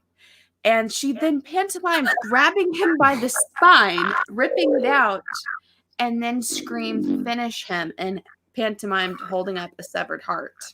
And oh no, we got Robo Annie. We got Robo Annie, but I'm not gonna lie, because I was so proud of her, but I was also like, oh my God. And it's just like, and where do you think she learned this from? And I was like, I don't know. I was like, what things are you showing my niece on television? And I just turned and looked at her parents.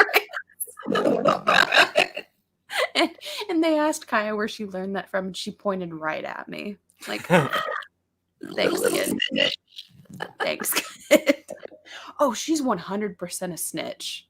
She's so funny, though. Her big thing right now is she's been getting mad at like her mom about things and telling her mom she doesn't have to listen to her. And she's like, you're not my teacher. I don't have to listen to you. She's 5. So what are you going to say? And another thing she says is, she says, "What the fuck, Al? What the fuck?" Her mom's name is Allison. So it's so funny. But it's so wrong. Or when she was 2, Mark and I taught her she would always say, "Oh, sit." And we'd keep getting her to say that until she said, "Oh, shit." And then she just started screaming that. Or whenever she gets hurt, still to this day, she can like skin her knee and be crying and upset about it. And the first thing out of her mouth is like, "Kaya, what hurts? What hurts?" And she's like, my head. No matter what. It's really it's like the greatest thing ever.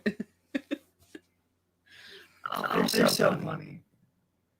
Kids My are sister studies with special ed teachers, so I'm really excited that she nannies right now for a family. I live running from my kids. One-year-old daughter. And she's like she doesn't eat me. So they like growl at each other. Like they're like, and they go back at her. So I've got like throughout the day, she's many videos of like vision, and then they go. I'm sorry, you're Robo Annie right now, and every time you go it just is the funniest thing to hear. You kind of sound like Gurr from Invader Zim. Yeah, you kind of do. Start singing you should sing the Doom song.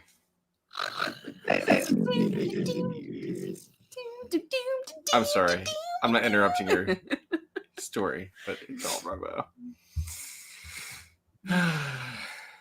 See, Annie, this is why we don't try to pirate movies. It's perfectly fine to me. Like, I no difference. This happened on multiple cartoons too. Well, I know it's... See, there's something with my settings. Audio. Oh no, what? I've got nothing. Yeah, nothing. Okay. All right. Robo Annie. Well, actually, didn't you say that? Didn't you say actually you dropped your laptop a while ago? I did, but when this was a while ago. When I dropped it cracked the screen. I'm not sure if it did anything else to it. You're kind of coming back. Yeah, am I? Are you on a wireless or wired feed? Come again? Are you on wireless or wired? He means, are you hardwired or are you wireless? I'm wireless. You're wireless? I am. So you're coming back, though? Yeah. For all we know, somebody could be standing in front of the router with a cell phone. It could be. Just think about it as light. You're back! Hey! I'm back! There we go. Yep. Yeah, no, I remember I was watching, when I broke my laptop, I was watching Harley Quinn, the animated show, and I really wanted to finish that second season. It was like in the middle of the night, it was like 2 or 3 in the morning, and I was sitting where I'm sitting now in my bed, and I had my laptop kind of hanging, like, it was a little more off-center than it was, a little more to my right, and I went to go reach over like this to grab my phone charger, which is plugged in like an arm's length away from the wall. And when I did, I must have moved like my laptop or myself too much because my laptop went over sideways. Ooh. And it moved in slow motion because I go, oh, it's fine. And I picked it up and then I watched the screen spiderweb. Yeah. Yeah. My first thought, it wasn't like, oh my God, I have to get through my online classes. Oh my God, I'm having setback. I go, no, how am I going to finish Harley Quinn? Priorities. I know. I blame HBO Max. Seeing me in court, Warner Brothers. But no, that was like being, especially now, where my entirety of my course load was online. I was so set back for like a week and a half. I was doing nothing. Ouch. It was bad. I had to tell my friends. I pulled them aside. I'm like crying. I'm like, oh my God, guys, I broke my laptop. And they're like, okay, it's fine. Don't worry. And I was like, I'm worried. I'm very worried. And they're like, okay. We don't know what to tell you. And I was like, oh, okay, thank you. You know. I just didn't have to do anything for 2 weeks. This is where Peanut Butter and Annie came from. Peanut Butter and Annie. Oh, I think we actually are going to get that domain name for you. I'm going to have to lock it down for you. Peanut Butter and Annie. You're like, hi guys, welcome to the Peanut Butter and Annie show. And just show a good jar of peanut butter. You're welcome. I'm not going to lie. That entire conversation that we had off air with the guys and everything, I thought that they were being 100% straight. I thought you were actually telling a real story. And I was like, oh, okay. I was like, I'm not gonna judge. Whatever. To each their own. You're like, yeah, I really need to buy some books. And I was like, okay. Well, they set me up, and I just kind of went along with it. I was like, because he asked, he's like, Kat, you got anything to say about that? I was like, books are expensive. They wanted you to say so much more too. They were waiting. I know they did. Well, it was like it wasn't even like a minute turnaround after hanging up from the mainframe call. I picked it up and I'm like, Chad's calling me back. You know? And then I got the absolute shitstorm of a phone call. Yeah. It was fun though.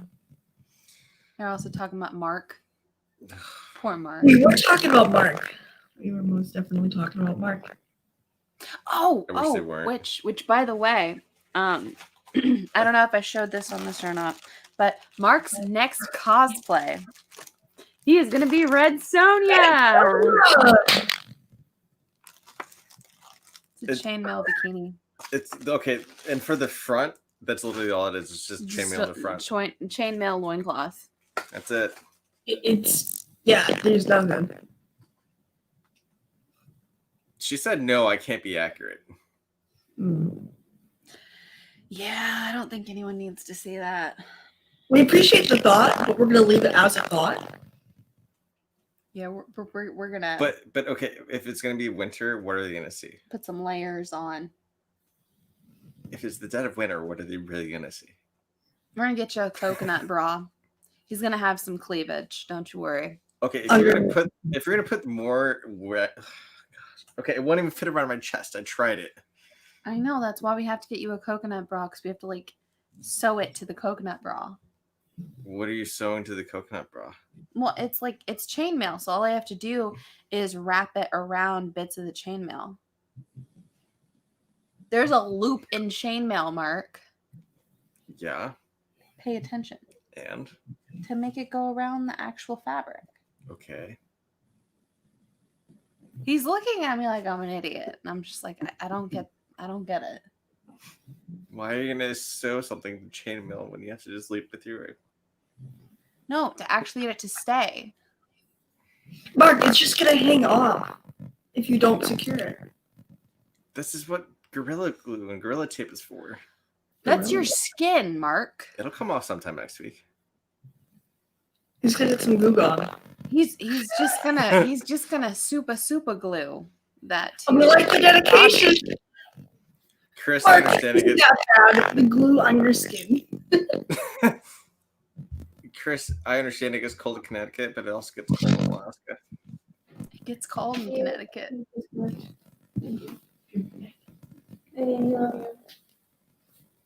Am I hearing voices in my head? It's so nuts. No, my lock was picked. Again? Again. Here's what you do. You get a 9-volt battery. No. You think I should wire up my door? I should shack my door. Yeah. There's like no respect for me in this home. I think you should get a shower curtain, a curtain rod, Mhm. and a parrot to say that they're naked. Yes. And you're gonna Home Alone this piece. I should. Anytime somebody goes to open that door, it's gonna be a parrot behind the shower curtain. I think you're right. Or you can get even more creative. You build a little hallway, like a little closet that has a door on the other side of it. So when they pick open that door, they open it to a closet and they have to pick open another door. See, that sounds like a lot of energy. Worth it. And mine just is putting up a random Shower curtain? shower That's so rod simple. curtain. Yeah, it takes 2 seconds. And a parrot. But okay, And then I get married. but training the parrot. It just keeps saying, Training get out the of here. parrot. I'm naked. Training the parrot You're takes smarter more than time. Richie. Hey, and if you ever need a parrot, just send Mark into a Halloween party. Yeah, he'll come out with one. I'll do my best. Thank you, Mark. If there's a parrot there, Mark will come out with it. If you ever lose Mark, you just gotta get a parrot and he'll come to it. I'm not kidding. I halfway debated my next cosplay. I could just be Mark as a pirate parrot. Mark. Pirate penguin. Sorry, pirate penguin with like a stuffed parrot. There you go. That's a fun one. No one's doing that one right now. Have that costume? I think we do, honestly. I think one of the feet are missing, but it'll Probably. work. Yeah, it's got feet and everything. There you Like go. little shoe covers. Oh, you know what you could do? You can get like one of those knee-high brown socks and it's called a peg leg.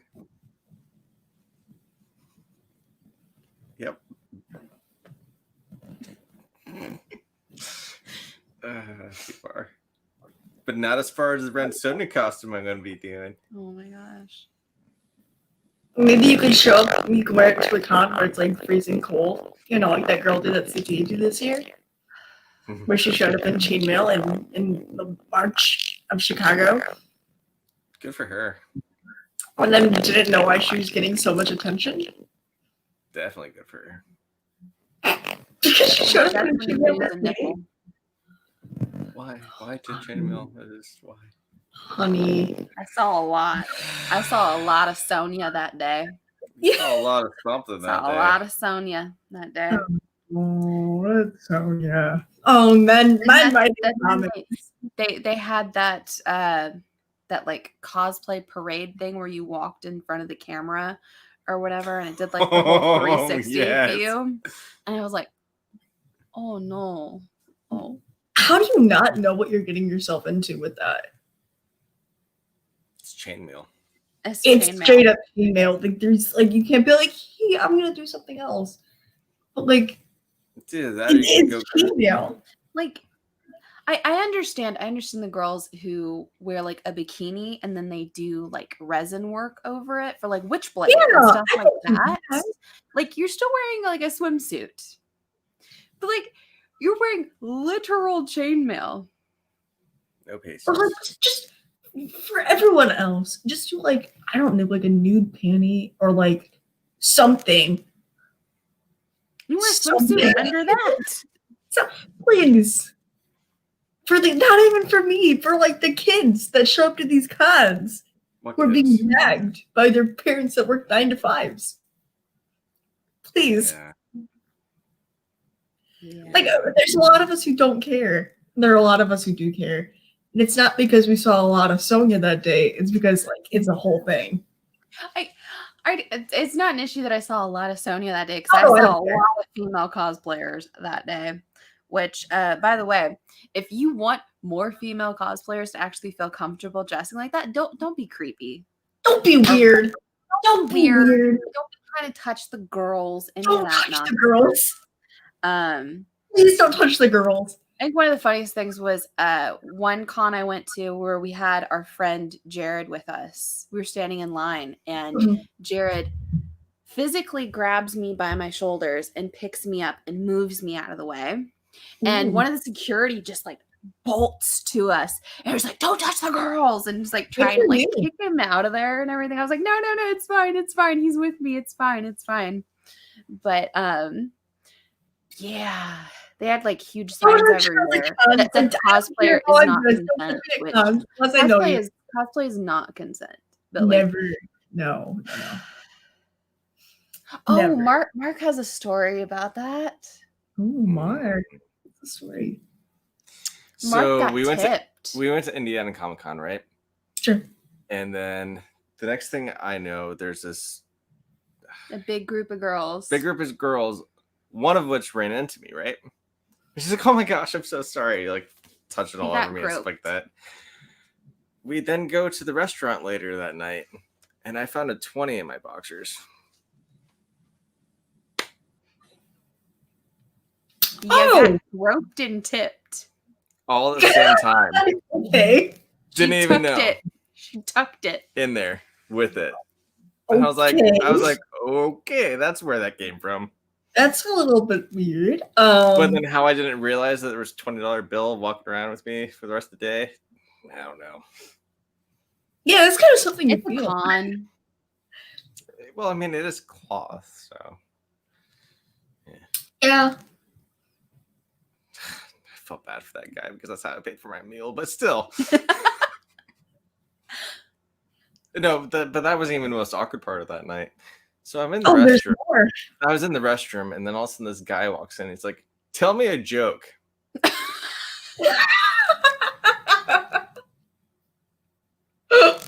Were you like at the urinal? I was What? thinking- Or were like you like I in a was- stall? I was in a stall. Okay.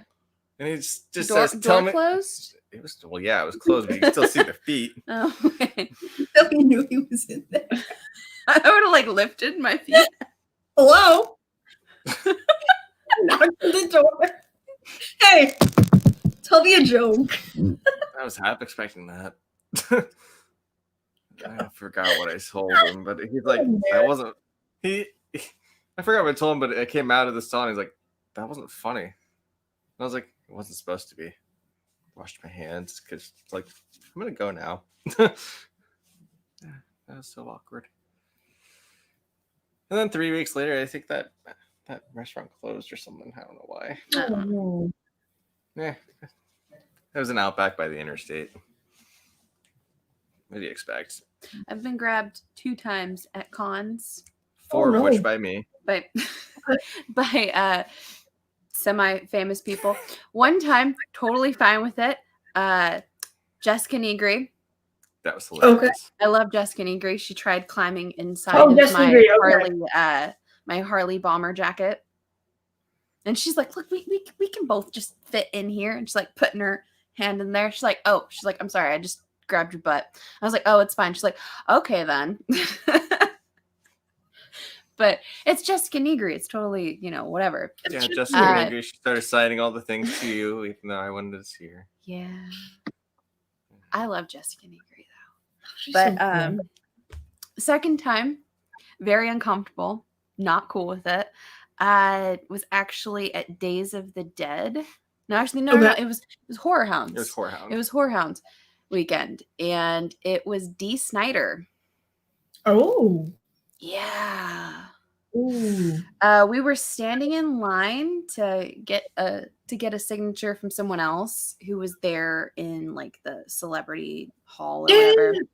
And Dee Snider came through with his security detail, and we were standing next to each other in line. Next thing I know, there's security all around, and I'm standing against a wall.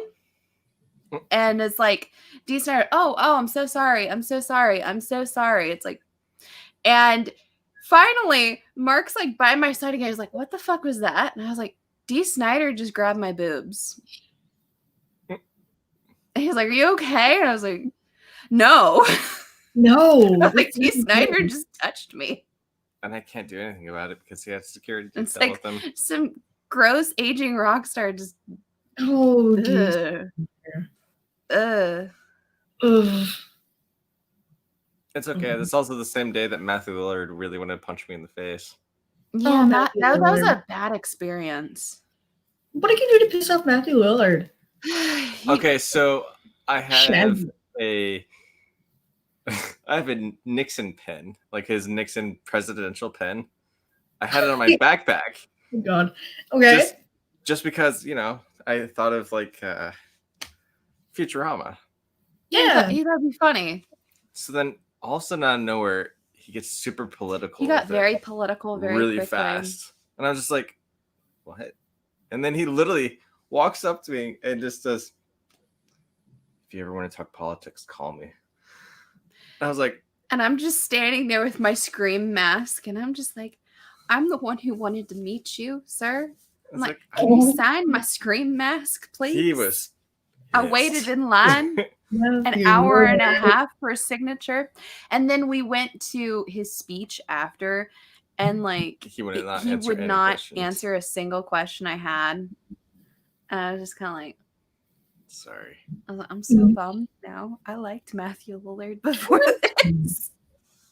Yeah. That's how one of my coworkers went to school with Jake Lloyd, Yeah. who was Anakin Skywalker in Phantom Menace. And he went to school here in Chicago. He went to Columbia, Chicago to study, I guess, acting, I guess. And So she like used to live in the same building as Jake and hang out with him and like smoke up with him and all that good stuff. And every time someone would bring up like anything vague, I think this was around like, oh man, oh, she's like 32. Hey, 32 is not that old. No, I know, but I'm trying to think like what when this would be like cinematography wise, like where this would fall in Star Wars lore. Every time someone would ask him about like the prequels, he would just go off. He would start like full on screaming at them. And he would like have none of it. Like he would get to the point where he would get so heated that like they had to like either stop talking about George Lucas or he had to leave. Yeah, I heard he got bullied quite a bit about that. He was also like I hear he's now schizophrenic. I hear he's now paranoid because of it. That's what she told me because she goes, oh yeah, you know, I knew his roommates and they told me about his diagnosis, blah blah blah. So he ultimately ended up leaving Columbia Chicago because of everything going on. But yeah, just because of the treatment that he received in the early 2000s for being a child actor, I guess, you know. Oh man, some famous people are just dicks. Just ate up. Yep. The redhead, who's the redhead woman from The Office? She was rude to me. She was mean to me. Who's the redhead? I tried to get an interview with her, and I was like, "Hey, you were Doctor Who. You were The The Office. Office. Can we talk?" And she's like, "No, goodbye." Which version? The Australian, the UK, or US? UK, Catherine Tate. Oh. Because she was at Wizard World back in 2016 or 17, and I was still trying to feel my way around in the entertainment scene then. I walked up to her and I was like, hey, I would love to get an interview with you. I see nobody's at your table. Is it okay if I do some press work? She's like, well, no. And I was like, oh, okay. Well, can I get like, you want to take a picture or something? Can I get a selfie with you? She goes, you're going to have to pay for that. And I kind of looked around like, it's like 5 o'clock on a Sunday. Nobody's here. And she goes, yeah. Bye. You know who was really cool to meet? The actress who played the original Wednesday Addams. Oh, I okay. met her at a horror convention, and she was so nice. Yeah. And like no one was at her booth, and I was like, Why? dude, you're freaking Wednesday Addams. Yeah. And like just so much fun. Had a fun little conversation with her. So cool. Yeah. She was pretty neat. And it's like I'm really excited for like I want to go back to more horror cons and really feel that because there's so much fun. There's not a lot of money behind them either, and you can kind of tell. It's just like a ragtag band. It is, you know, misfits, and it's just like everyone's just happy to be there. You know, and you can see some people that look like, oh, like that's a pretty rough person. It's a pretty scary looking person. And then they get super excited because they see like some B-rate like knockoff of gremlins, like hobgoblins running around. They're like, oh, it's a hobgoblin, you know? Yeah. And it's Wait, an example of a really fun celebrity to meet at these. Kane Hodder. Yeah. I've met him a number of times at these conventions, and every time I've met him, just the biggest bear hug from this man. Like he's a good hugger. He's a good hugger, but just so fun. And every time just has time for everyone in his line, you know, makes a point to you know, have a whole one-on-one with whoever, especially like kids. He's so good with kids. Or the thing I think is so funny about these horror cons are you can't bring any machetes in. But you can buy them there. You can buy machetes and still walk around with them on the floor. No. I've bought weapons at these conventions, but you can't bring them inside. But you can buy them. You can buy them with them. I guess it's like bringing soda into the airport. You can't bring it in, but you can buy it once you get in. Mm-hmm. You could drink it on the plane. Yeah. What's the difference, you know? Well, actually, the reason. Yeah, Actually, you can buy your $4 can of Sprite at the convention. Man. Or who's that actor who plays 24?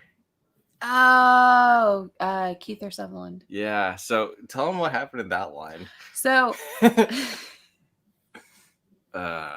he was cool. Clearly a germaphobe, which totally understand. But he had hand sanitizer and everything at the ready. No, but before all that, it's like you had to sign a waiver or something like that. Oh yeah. We had to sign a huge waiver stating that we wouldn't try to photograph him. We wouldn't try to film him secretly on our phones. Wouldn't try to do any kind of weird thing like that or whatever. And that was before you were even allowed inside the room that he was in. And then he was cool. But it was really funny because clearly the guy, a germaphobe, but yeah, the booth, the guy who was signing candy paper stuff like that looked up at me, looked at her, and it's like, "Who's this?" And she looked at him, and it's like, "Oh, that's my security." Got in without signing any waivers. Whatever. I was like, "Oh yeah, he's with me." He's like, "He's with you." I'm like, "Yeah, he's my security detail." I was like, "I'm Catherine Figures, motherfucker." There you go. You're Catherine Figures. And hey, you know what? I was walking around. Even the security guards were looking at me like, "What the fuck?" I think it's because of my demeanor. I was just looking around constantly. I wasn't really. You had a radio and a chest plate on. Yeah, and at a horror convention. You never know. Shit gets weird. You never know. You never know when D. Snyder's gonna come up and feel you up.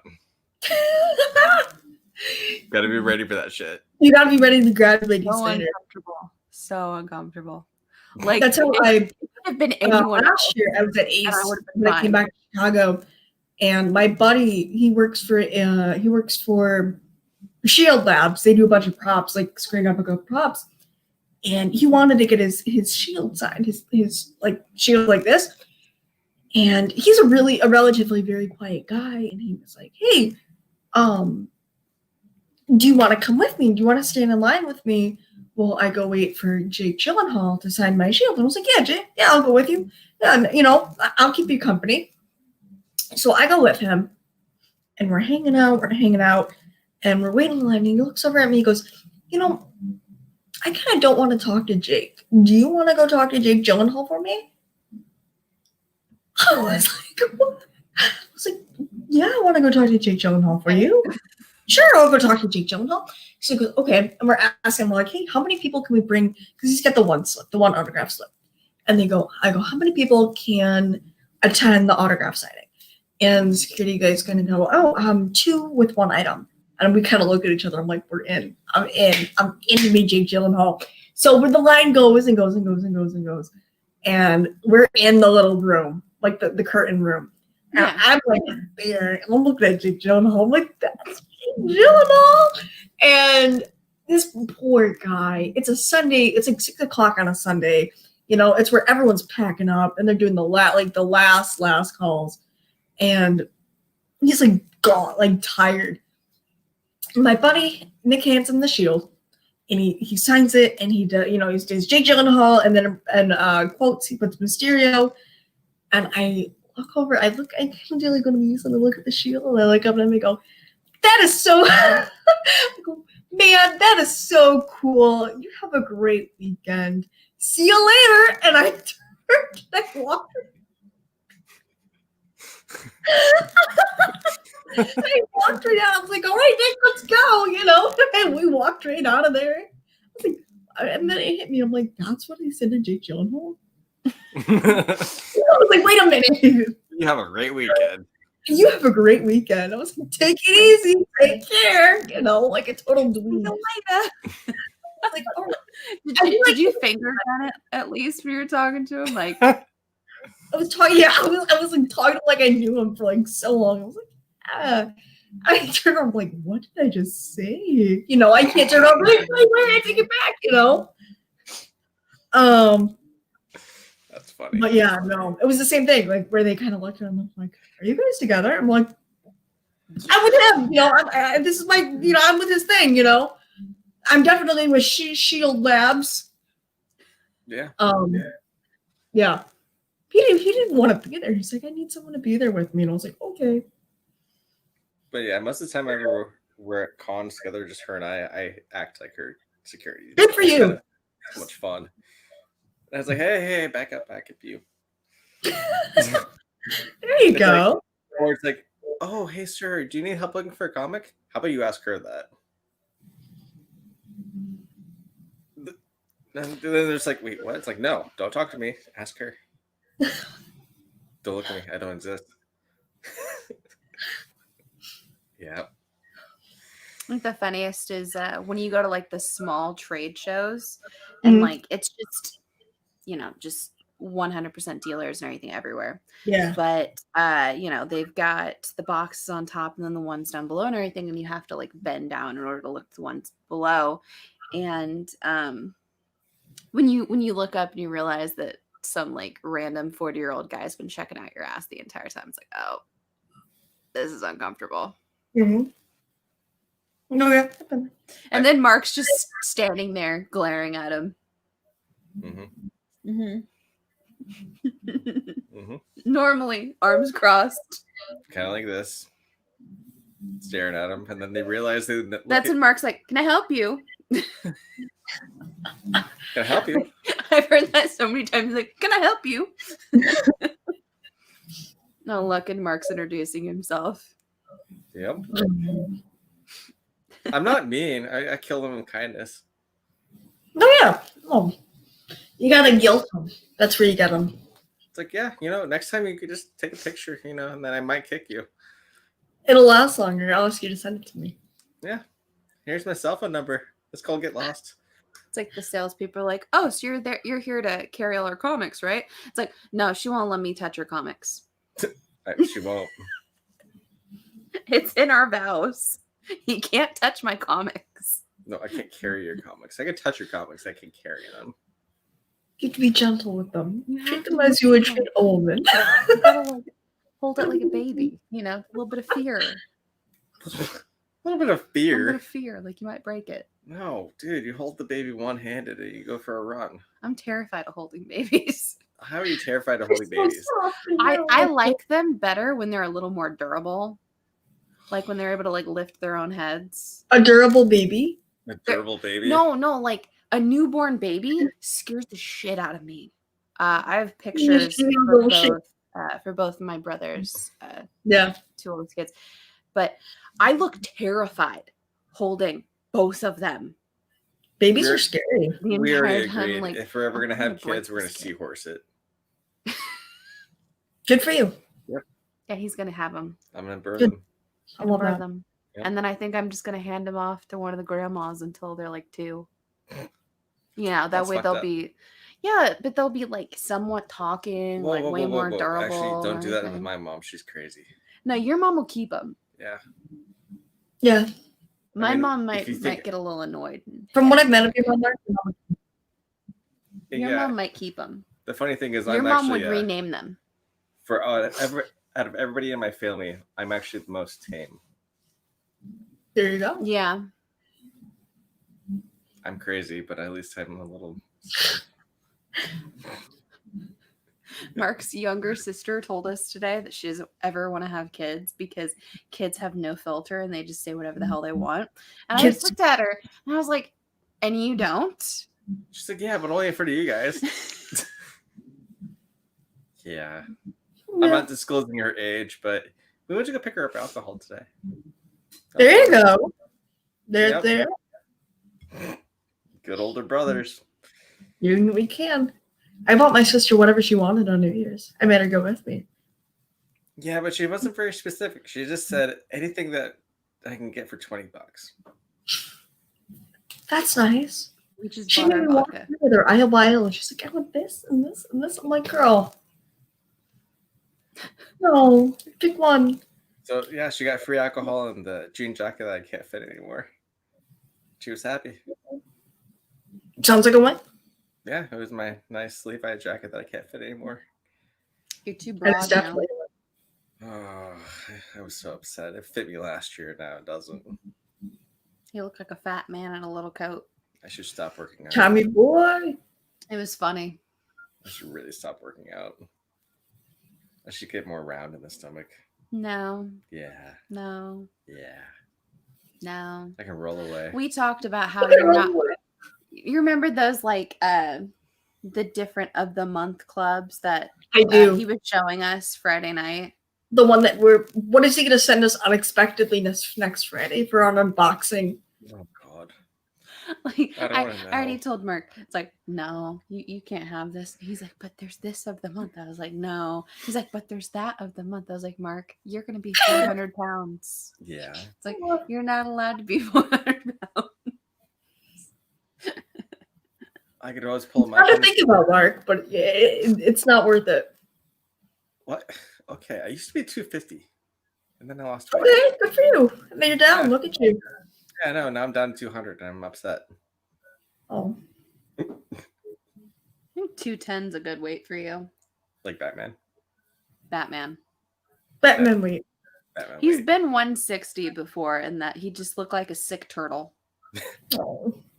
It wasn't a sick turtle. You said a sick poodle on my face. No, you had a poodle on your face. Ah, okay.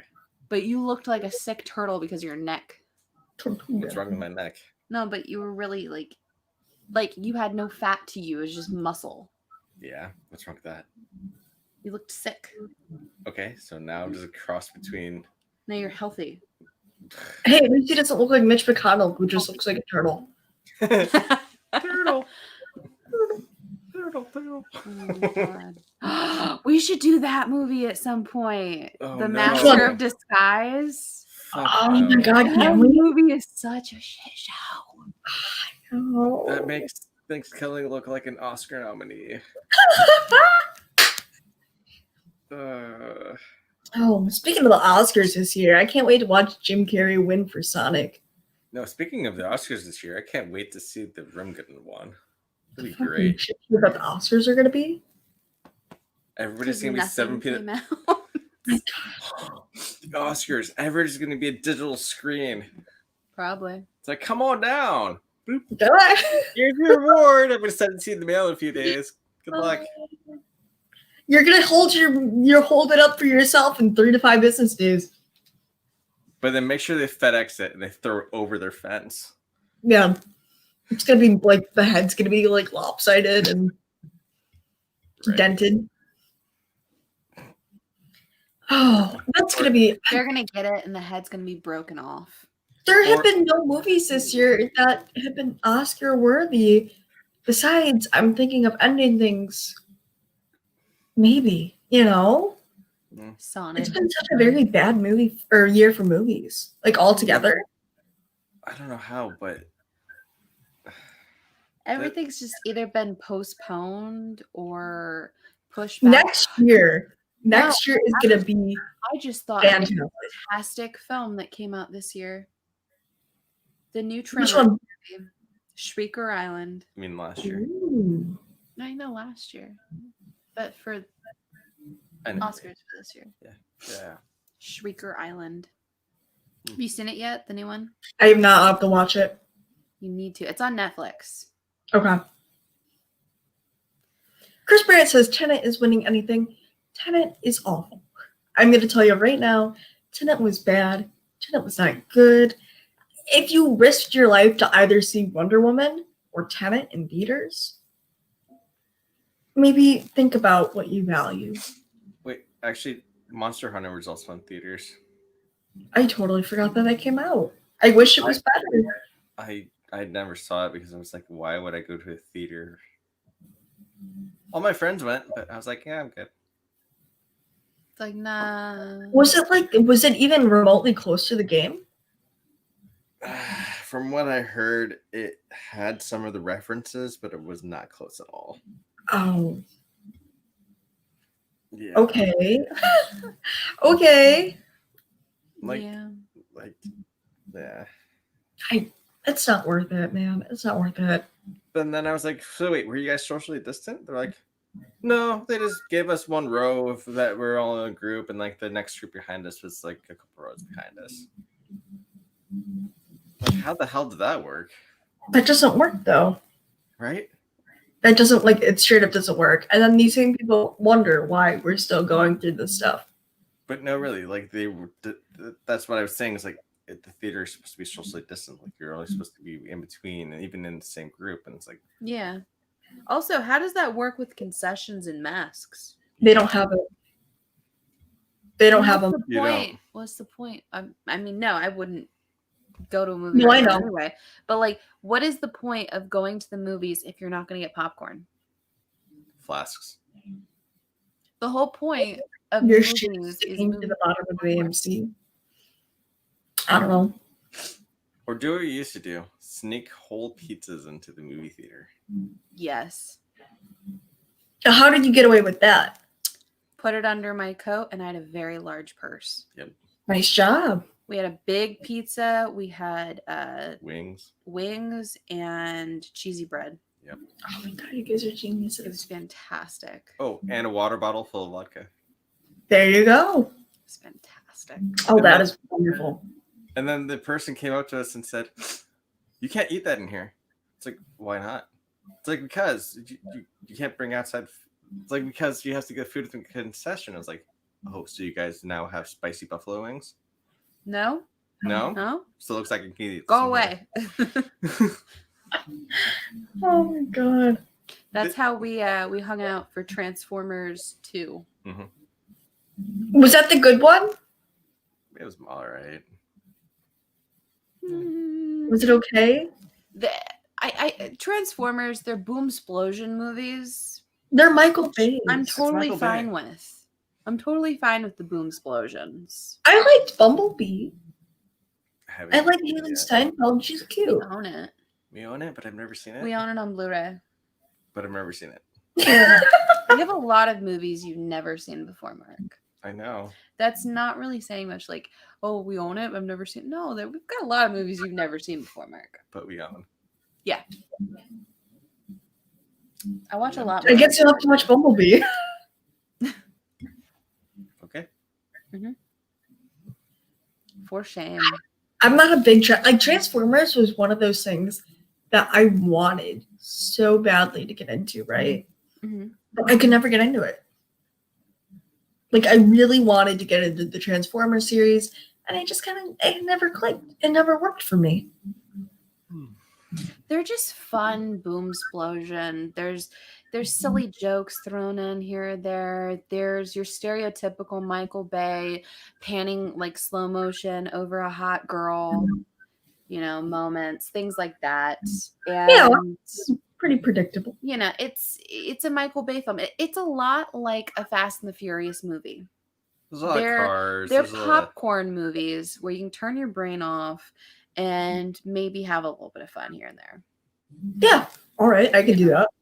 That's basically what it is. I mean, they're not these great critically well thought out films. It's just you're there to have fun, and maybe there'll be a funny reference here or there. It sounds like something whoa. It sounds like something that I can use like as great background noise. You know what I mean? Yeah. Where I can get the gist of it and be like, oh, that was a fun movie. And then just do something while I'm watching Transformers. But like I don't see myself. I seem to with like Lord of the Rings, where I know I need to surrender my whole attention. But there's no way I'm gonna sit down for 4 hours. Oh no. And watch The Hobbit, No. 4 hours. That's the regular cut. You forgot about the director's cut. Oh, I'm so sorry. Peter Jackson, forgive me. The extended Director's cut. cuts. The extended director's cut. You're so right. So I could spend 9 hours. They come in collections that are like that freaking big. But So they're when she fun. was sick one day at Ball State, He went out and actually bought me the full extended collection of them. And he's not the biggest fan mistake. of like anything that's like medieval or like fantasy or That's anything the like that. coolest stuff. Oh, I had really bad strep and it was just horrifyingly bad. And he was really, really good. He made me soup, and we sat and watched them all and everything. And then we watched the Hobbits that were available at the time. And the extended version of those too. And then we also watched Camelot, the entire first season. And then I was like, hey, babe, I was like, the White Queen just came. She's like, can we please just watch something that's like takes place in this time period? Please, just anything but that. He's like Pretty Little Liars. He's like, I'm your dude. Okay. He's like, I will watch anything if it does not have dragons or like this or that or any of it. We even watched like all the Game of Thrones, which he likes Game of Thrones, but How do you feel about the ending? so much for him. What ending? We don't discuss that. You mean the water bottles We and do that not coffee mug and discuss. We do not discuss how it took like a whole entire extra year to film, but the quality was shit. Do you remember those memes? Finish it so they can go work with Lucasfilm and then never did. So they rushed the ending. Yeah. You remember those memes where Ollie helped kill Jon Snow, and then everyone wanted to kill Ollie all over, you know. So Jon Snow killed Daenerys Targaryen. Yes. Daenerys Stormborn. And my inner monologue, I wanted to kick Kit Harington in the nuts so hard. Not Jon Snow, Kit Harington. Like the actual actor. I wanted to kick him in the nuts so hard. And there's still a part of me that kind of does. Lexicon. I know that Kit Harington. I stand with my one queen, Daenerys Stormborn of House Targaryen, and I think they did her dirty. Just wait for that Targaryen series to come out. I know. She won't be in it, unfortunately. So wait, how many hours of The Hobbit and everything else? A lot. So first movie was like 5 like hours. Several weeks of me being sick. It was like one of the sickest illnesses I've ever had in my entire life. I probably should have been hospitalized. We watched like literally, but it took like a good solid 20 hours to get through he really took care of me. So kudos for you, Mark. You were so nice to me the entire time. Yeah, we are still here. Waited on me hand and foot. Just such a nice person. One time. That was it. Every time he gets sick, I constantly take care of him. But I don't get sick very often. That was like literally the sickest I've ever been in my entire life. Yep, that was your one time. My one time. Everybody gets one. Everybody only gets one. Next time you're sick, you are on the cot. You're going to be in the backyard. You're going to have your own tent. My own tent. My cat. She's going to be in the backyard. You're going to be in the backyard. You have your own quarantine tent. I'll come in with an hazmat suit. Here's your soup. Give it to you with those clamps. There you go. You're gonna Chernobyl me? No. That's just radio. Have you seen? Well, it sounds like he's gonna Chernobyl you. That's he's what gonna Chernobyl me. It sounds like he's already has this planned. You're gonna Chernobyl and then he's just me. telling you the plan now. If you see me putting flags out in the yard, I'm building it. I'm totally just messing with you. I'll take care of you still. Annie, sure. That way you can get better and you can't suffocate me in my sleep. There's a lot of really interesting looking movies that are going to be coming out this year, or movies that were shelved last year that are rolling into this year. And I'm excited about some of the films. My big one for this year is definitely the Suicide Squad. Yeah. I have never really been excited besides the Batman. I am like the upcoming Batman. I'm fairly new in the last couple of years to DC and its entity and properties. Because ever since I was little, I was like, I am strictly Marvel. I will never ever touch DC. No, thank you. And then I was like, actually, this isn't that bad. So over the last couple of years, I'm like, yeah, I can get into this. I can do this. I can feel it.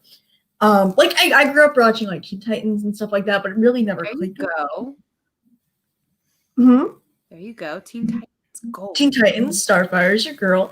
Like I never put two and two together when I was little, but like, you know, I was so strictly Marvel for like when I was an edgy teen, and then I got past that and I was like, okay, I can do this. So the Batman, that's my 2020 Batman and Flash 2022. But I really like James Gunn as a filmmaker. I think he just has a great understanding for his material for the most part. Besides, like, what was that horror movie that he did? Brightburn. Brightburn was good. Brightburn was fantastic. It was I good. didn't see that. It was You haven't seen it? fantastic. Okay. Oh my god. Oh. Brightburn? Yes. Oh my god. Yes. Do you want to go get the mask? Oh my god, you got the Brightburn mask? Yeah, I've got the Brightburn mask. I don't want to go and like take it down because if you take it down, you're gonna knock over all the other masks that are on that whole shelf. Okay, I take I'm your not word. kidding. But like, I'll take it for the next episode. Okay. I'll bring it out. But I think there's actually a picture of you on my Instagram wearing it Probably. too. But it's the knit mask that he wears for it. Yeah. I'm gonna tell you right now, the ending of Brightburn, it's set up if they want to have kind of like a dark universe that ties into Brightburn. Which I think like, they're aiming for, aren't they? I'm really hoping that actually happens. I know they've confirmed there is going to be a Brightburn 2. Which I'm very excited about. I don't know when or when it's going to happen or if now it's actually going to happen or not. But Brightburn for me was so much more than what I thought it was going to be going into it. Mm-hmm. And it's such a well done horror film and a well done like villain film. Like you look at it and you're like, oh, okay, so what happens if Superman was evil? Right. Which has been kind of the biggest what if with that particular character. Like you see him on Red Sun and he's Russian, you know, and you get all this other really good stuff where it's like what if we did this with Superman, you know? And I think what if he was evil? That's one of the biggest questions in this universe. What if the Joker was a good guy? Batman was evil. Hey, I kind of like that. Didn't they actually like that? Or no? I kind of like that a lot. What if the roles were reversed? I know they did. This is like a lot what Marvel is doing with their What If series, the animated What If series, where they're gonna. I'm so excited to see Peggy Carter as Captain Britain. Yeah. Dazzler. My girl Dazzler. Oh, I know. If they did a live action Dazzler, I think I would cast Taylor Swift. Oh? Right. She can act though. That's the thing. Well, she doesn't need to act. She just has to sing and hold her hands out. That's all she has to do. And we have CGI for we just need her for a music video here or there. I know. One of her many, many stunt doubles. Which we actually have a live action Dazzler already. You do? Who would you want to see come back for live action? Like you had to recast like live action X-Men, live action Avengers, live action whoever. Who would you want to see? I know I'm gonna get a lot of shit for this, but I'd bring back Sophie Turner. As Jean Grey. Yeah, I'd bring her back. Honestly, I think they did her dirty with poor writing. Yeah. The writing was atrocious. They did her dirty with poor writing. I think she was an excellent casting choice. She has the look of Jean Grey. I don't like. I agree with you there. She has the look of same thing with Ty Sheridan as Cyclops. They wrote him as an unlikable, whiny character. Mm-hmm. But like, and that's why, I would definitely cast Donnie DeVito as Wolverine. Totally do it. I would like to see him as Old Man Logan. Danny DeVito as Old Man Logan. Mm-hmm. That would be so fun. Danny DeVito is an inch taller than I am. And then the Quicksilver from X-Men First Class, but put him in the Avengers movie instead. Oh, are you thinking of Evan Peters? Yeah, but then have that Well, you Quicksilver as replaced Quicksilver. X-Men First Class Evan Peters with Aaron Taylor Johnson as Quicksilver in Avengers: Age of Ultron. Like replace him with it with Okay. Age of Ultron. Okay. I think it would have worked so much better. That way, he would not have been his bulletproof jacket. I really liked the design they went for First Class. I love First Class. I love the X-Men. That's kind of what solidified my love for the X-Men, is that cinematic appeal to them.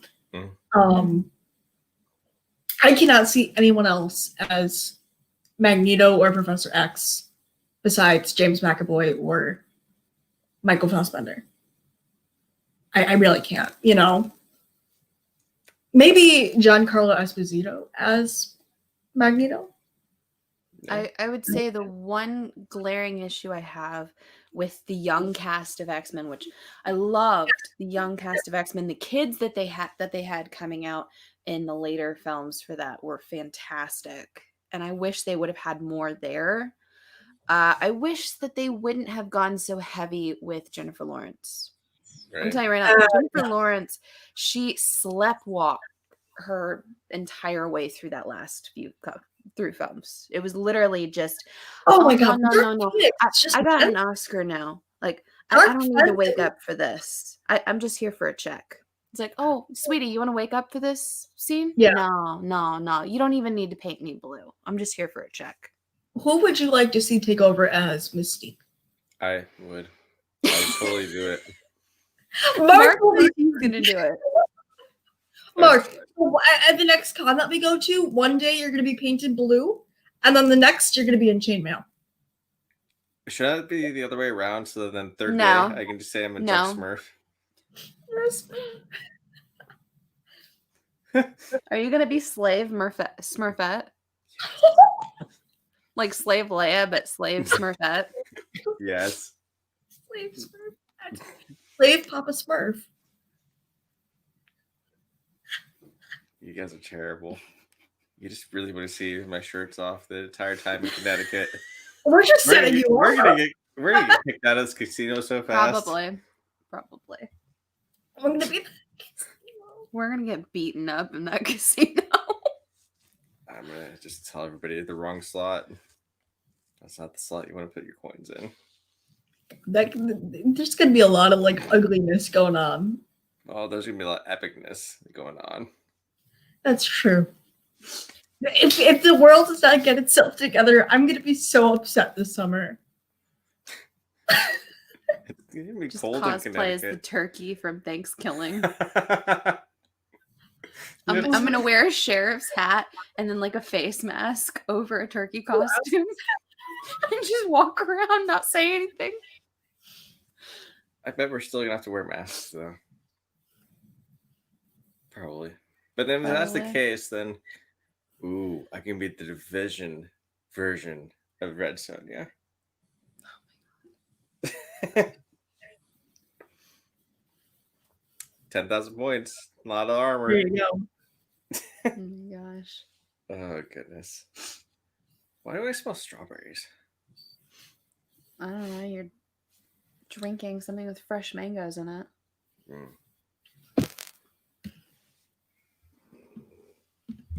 I think we had mangoes and blueberries. Yeah, we had blueberries. I ate them all. But he ate the blueberries. It smells like apple juice. And then this was cherry. So I don't know where you're getting strawberry from. Oh, Lisa, this better not be bad.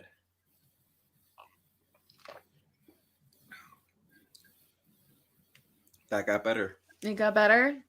That got so much better. It doesn't smell bad. You definitely need to infuse that for at least 24 hours. You could let it like saturate. This is not bad. Yeah. All right.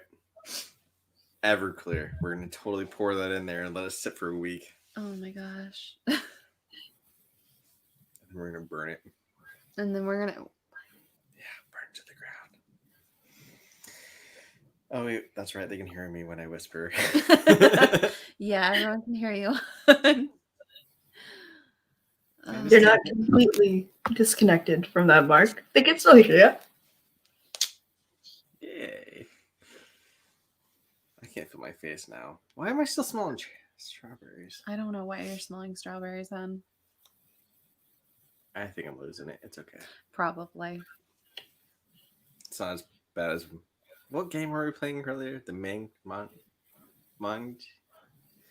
I don't know. I don't know. It's the Pebbles. marbles game with the different circles you have to keep moving around. Oh, I know what you're talking about. Mm-hmm. I kept losing horribly. Well, no. So Mark intentionally kept picking everything other than the easy points. Mm-hmm. Like, dude. Of course he did. Just go for that. He's like, no. He's like, I have a strategy. No, so I didn't say a strategy. Go right here. He's like, no, I have a strategy. I have a strategy. No, it wasn't a strategy. I said, I got an idea. I have an idea. You lost horrifyingly. Yeah. You had like 12 points. See, I was just watching to see how you win so I would know how to win for the next time. I had an idea.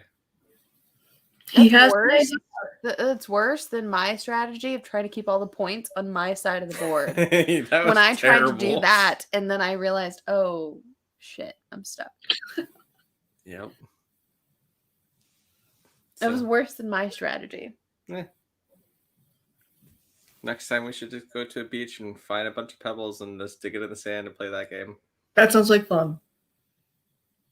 But then if that beach is nothing but shale, like our good background, I don't know how we're gonna do that. You'll find a way. Yeah, that's true. You can make your own game. You can modify your game, make it your own. Yeah, just make sure it's on a low tide, not a high tide. There you go. You got a plan. Remember when we were like, hey, are we going to stream for 3 hours again? And then we're like, no. We still did. It hasn't been 3 hours yet. I think the exact words that came out of your mouth was, what? I ain't a quitter. I didn't think you should hopefully do that. You're so right. We just kept talking. Yeah. I straight up said myself, I was like, yeah, I'm not going to. I just think it's funny how this keeps on happening. We're like, yeah, all right. We're going to talk about the thing we're going to talk about for an hour or so, hour and a half. And then we're just going to stop. Nope. No? It's kind of turned into a running joke where Drew was even like, so you guys going to talk for an hour about what you're supposed to and then another 2.5 hours about nothing? Yep. That's what we do? Because isn't that bad? No, it's not. Just chit-chatting. Yeah. Oh, Drew. Is it that bad? You said he was out of town next week? I think he's going on vacation. I thought that was Carson. And Carson is on vacation. Carson is on vacation. I think. Man, everyone's out of... Okay, so one of them is on vacation. The other one is going on vacation. They're just flip-flopping. They're switching off. I don't remember which one was which, but they're both going to be off from work for a few days. They're going to get their COVID settle time. Well, I think Carson's vacation includes hanging out at his house and reading his comics. So good for him. We still need to send him cats. Yeah. So first time I ever went over to Carson's house, he's got this huge banister for stairs and everything. Yeah. And this huge stairwell and everything. I was like, dude, and you don't have a cat? I'm looking around his house. I was like, you need a cat in here. Yeah, he needs a This cat. would be hilarious. And I keep threatening to show up at his house one day with a cat. In a box. And just like a bunch of cat stuff. Be like, here you go. But remember, his cat's name is going to be Schrodinger. Schrodinger's a cat.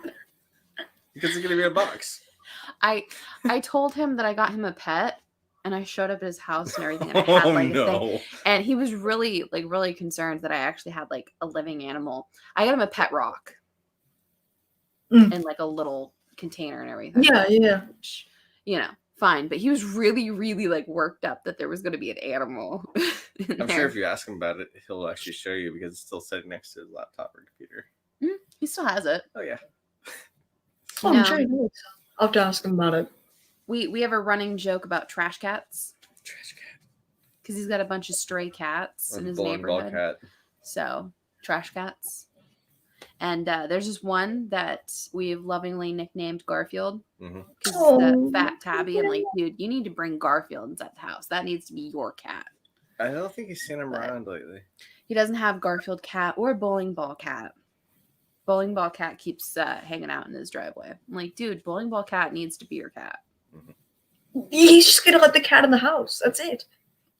It's not hard. Just get treats, shake them at the door. They'll come running. They'll come to you, Carson. No, Carson. No. You don't even need treats or anything else like that. What you need to do is you need to. I will raise them for at least a year. They'll just walk into your house, no problem. There you go. Like my old cat. Travis used to break into people's houses. Still love that cat. He's dead for a few years now, but I still love that cat. He used to bug the shit out of my neighbors. It was awesome. Mark, here's your cat. He woke me up. I don't even own a cat. I don't know how he got in my house. Did you leave the window open? Yeah? Better get a new screen. Or actually, I walked over to the neighbor's house. I was like, what are you doing with my cat? It's like, oh, this is your cat? It's like, yeah. This cat has been bugging me in the garden for hours. Been following me around. I'm like, yeah, he does that. Blind bastard. Cats just have a mind of their own. They do their own thing. Yeah, we'll get into her car, and then get home, and then have to return the cat. Yeah, it was the first time I ever met his mom. She thought I was trying to kidnap their cat. That's right. That's right. I was actually returning him. Yep. Oh, cats. This is why we can't let Midnighter outside. He'll go to the neighbor's house, and he will never come back. So when I was setting up the stream for this, my cat came up and he realized that there's like this cutout in my shirt. And he tried to climb inside right here. He wanted to sit inside my shirt. I was like, no, there's not enough room there, bud. He's in that room. So I work at an outdoor adventure park, and a lot of people are bringing their dogs, which I love. And what's really cool, my managers are super cool because they go, hey, Annie, look at this dog. And I'll go, oh my God. And I'll stop what I'm doing and I'll go outside to look at the dog. I'm like, I'll, get to go get on the ground with the dog, roll around with the dog, all that good stuff. Yeah. And they let me do it. They're like, yeah, we'll do it with you, And yesterday we were doing our outdoor dining. So I was running dishes around. I was bringing dirty dishes up, taking clean dishes down. And there was a family sitting by the fire pit. And they had like this big, beautiful German Shepherd and this little Rottweiler puppy. And I was, I waved, I go, hey guys, how's it going? And the little puppy must have thought I was waving at him because he just comes barreling up. He's running up. And I get down on the ground. I'm like, oh my God, hi, how are you? And this little puppy comes up to me and I'm in love. I'm, just loving on him and scratching him. And, he's all over and I'm like, oh my gosh, is this okay? I'm sorry. I didn't ask. Some people are, and they're like, no.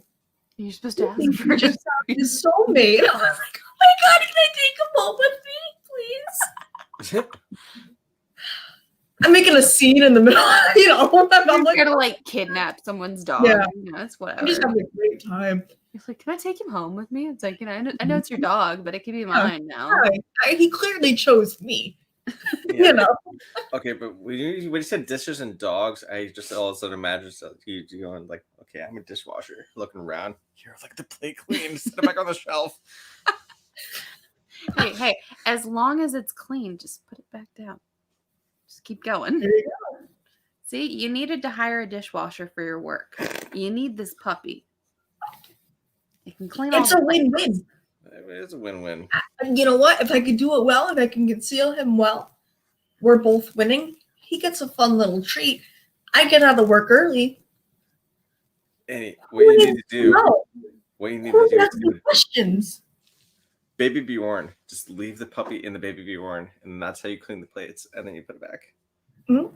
And then if anybody asks me, asks me, look at him and be like, no, my child has a weird skin condition. Don't judge. Hey, buddy, you got a staring problem? My kid's got a lot of hair.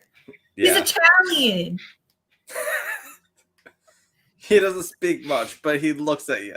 He doesn't speak English. Right? We've said that before. We've put Midnighter in the carrier before and taken him with us some places, and people are like, oh, you can't bring your animal in here. And it's like, how dare you? It's like, my child has a rare skin condition. What is your problem? It's like, what, do you like mocking children with diseases? So My funny. son is suffering. She's like, oh my God. Okay, you can go with them. Yeah, you can come in now. That's so fun. I've seen people get the backpacks for their cats where it has the big The plastic bubble. The Yeah. bubble. We need to get we're one of getting those. We are getting one. But I keep telling her we need like one for like a 60-pound dog. But anyway, sure, go ahead. It's worth it. Sorry, I cut you off though. Go on. I mean, it's a worthy investment, you know. I've seen, what are they going to do? I don't have my cat or my pet, my small animal outside. I have him with me. He's in my backpack. He's chilling, but you can't stop me from bringing my animal in here.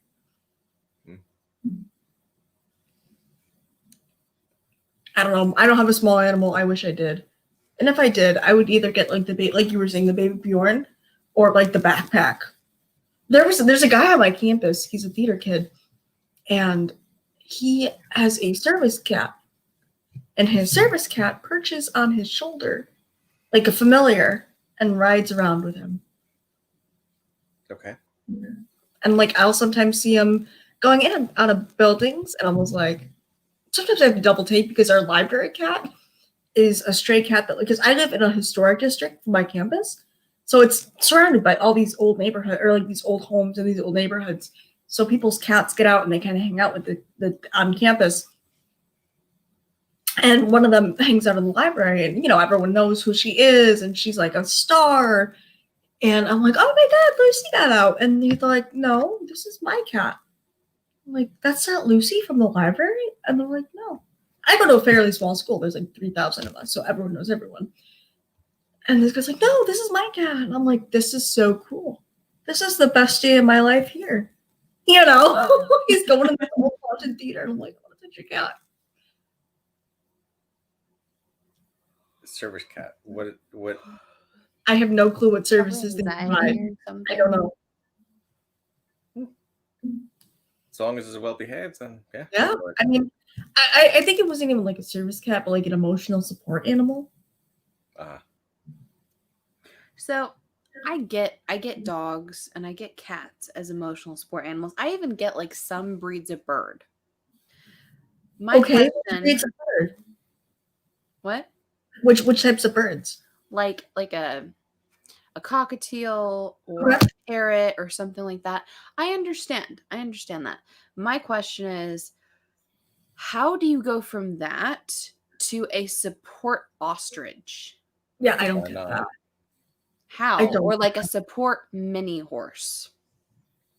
The mini horse I can support peacock. The mini horse I can back. I worked with equine. I worked in equine therapy before, so I do get that one. In some extreme circumstances, not like an everyday thing, like some very extreme, like if you're rural or something like that, go crazy. But I don't want to be walking through the north side of Chicago and have someone on their horse, I just remember I saw this thing where there was a woman who was trying to get her mini horse that was her support animal on the flight with her. And oh my God, that's ridiculous. Yeah, how is this thing gonna ride in the airplane? Like, what? And they wanted her to put it with all the claimed animals and everything. Oh yeah. And she's like, well, I need it up here because it's my emotional support animal, da da da da. And they're like, ma'am, it's a security thing. And this and that, like, where's your animal going to go to the bathroom? So is your animal turbulence. It's so much more than having the animal. How is that going to work? How's the animal going to open an emergency exit for you? I mean, no, the animal is just there. How are they like going to the dogs and the cats? Are you supposed to do your face mask first in No. case of an emergency and then help your emotional support animal with theirs? Because It they just tell sounds you like to a- wait yeah. for the child. What's wrong with breathing I don't pure know. oxygen? Have you ever thought of it the Fight Club way? They put gas into you to calm you down, even though the plane is crashing at 600 miles an hour. Mm. Yeah, nothing like turbulence. All right. I think the three of us are all slowly crashing. I still smell strawberries. Mark still smells strawberries. Here All right, next folks. week on Is It That Bad, we're going to be talking about Mark's pick. Yes, Annie and I actually let him pick one. We let him And choose. that is the Imaginarium of Dr. Hernakis. Is It That Bad? That baby will find out. So join us again next week where we discuss Is This Film That Bad? And we will also see Annie's pick for the next week. I will come up with something good. I will think about it long and hard. I think that for this movie, we need to get some of Chad's energy, powdered energy, Powdered Mhm. energy. and then watch this movie. Okay. Wonderful. Yes. Cool. This is something I haven't seen before. I've heard, it's got a stellar cast, so I have high expectations for it. It's gonna be weird, but it's It'll be good. weird. All right. All right. Until next time, guys. Until next week, we will see you then. All right. Bye. Bye. Wait. Oh.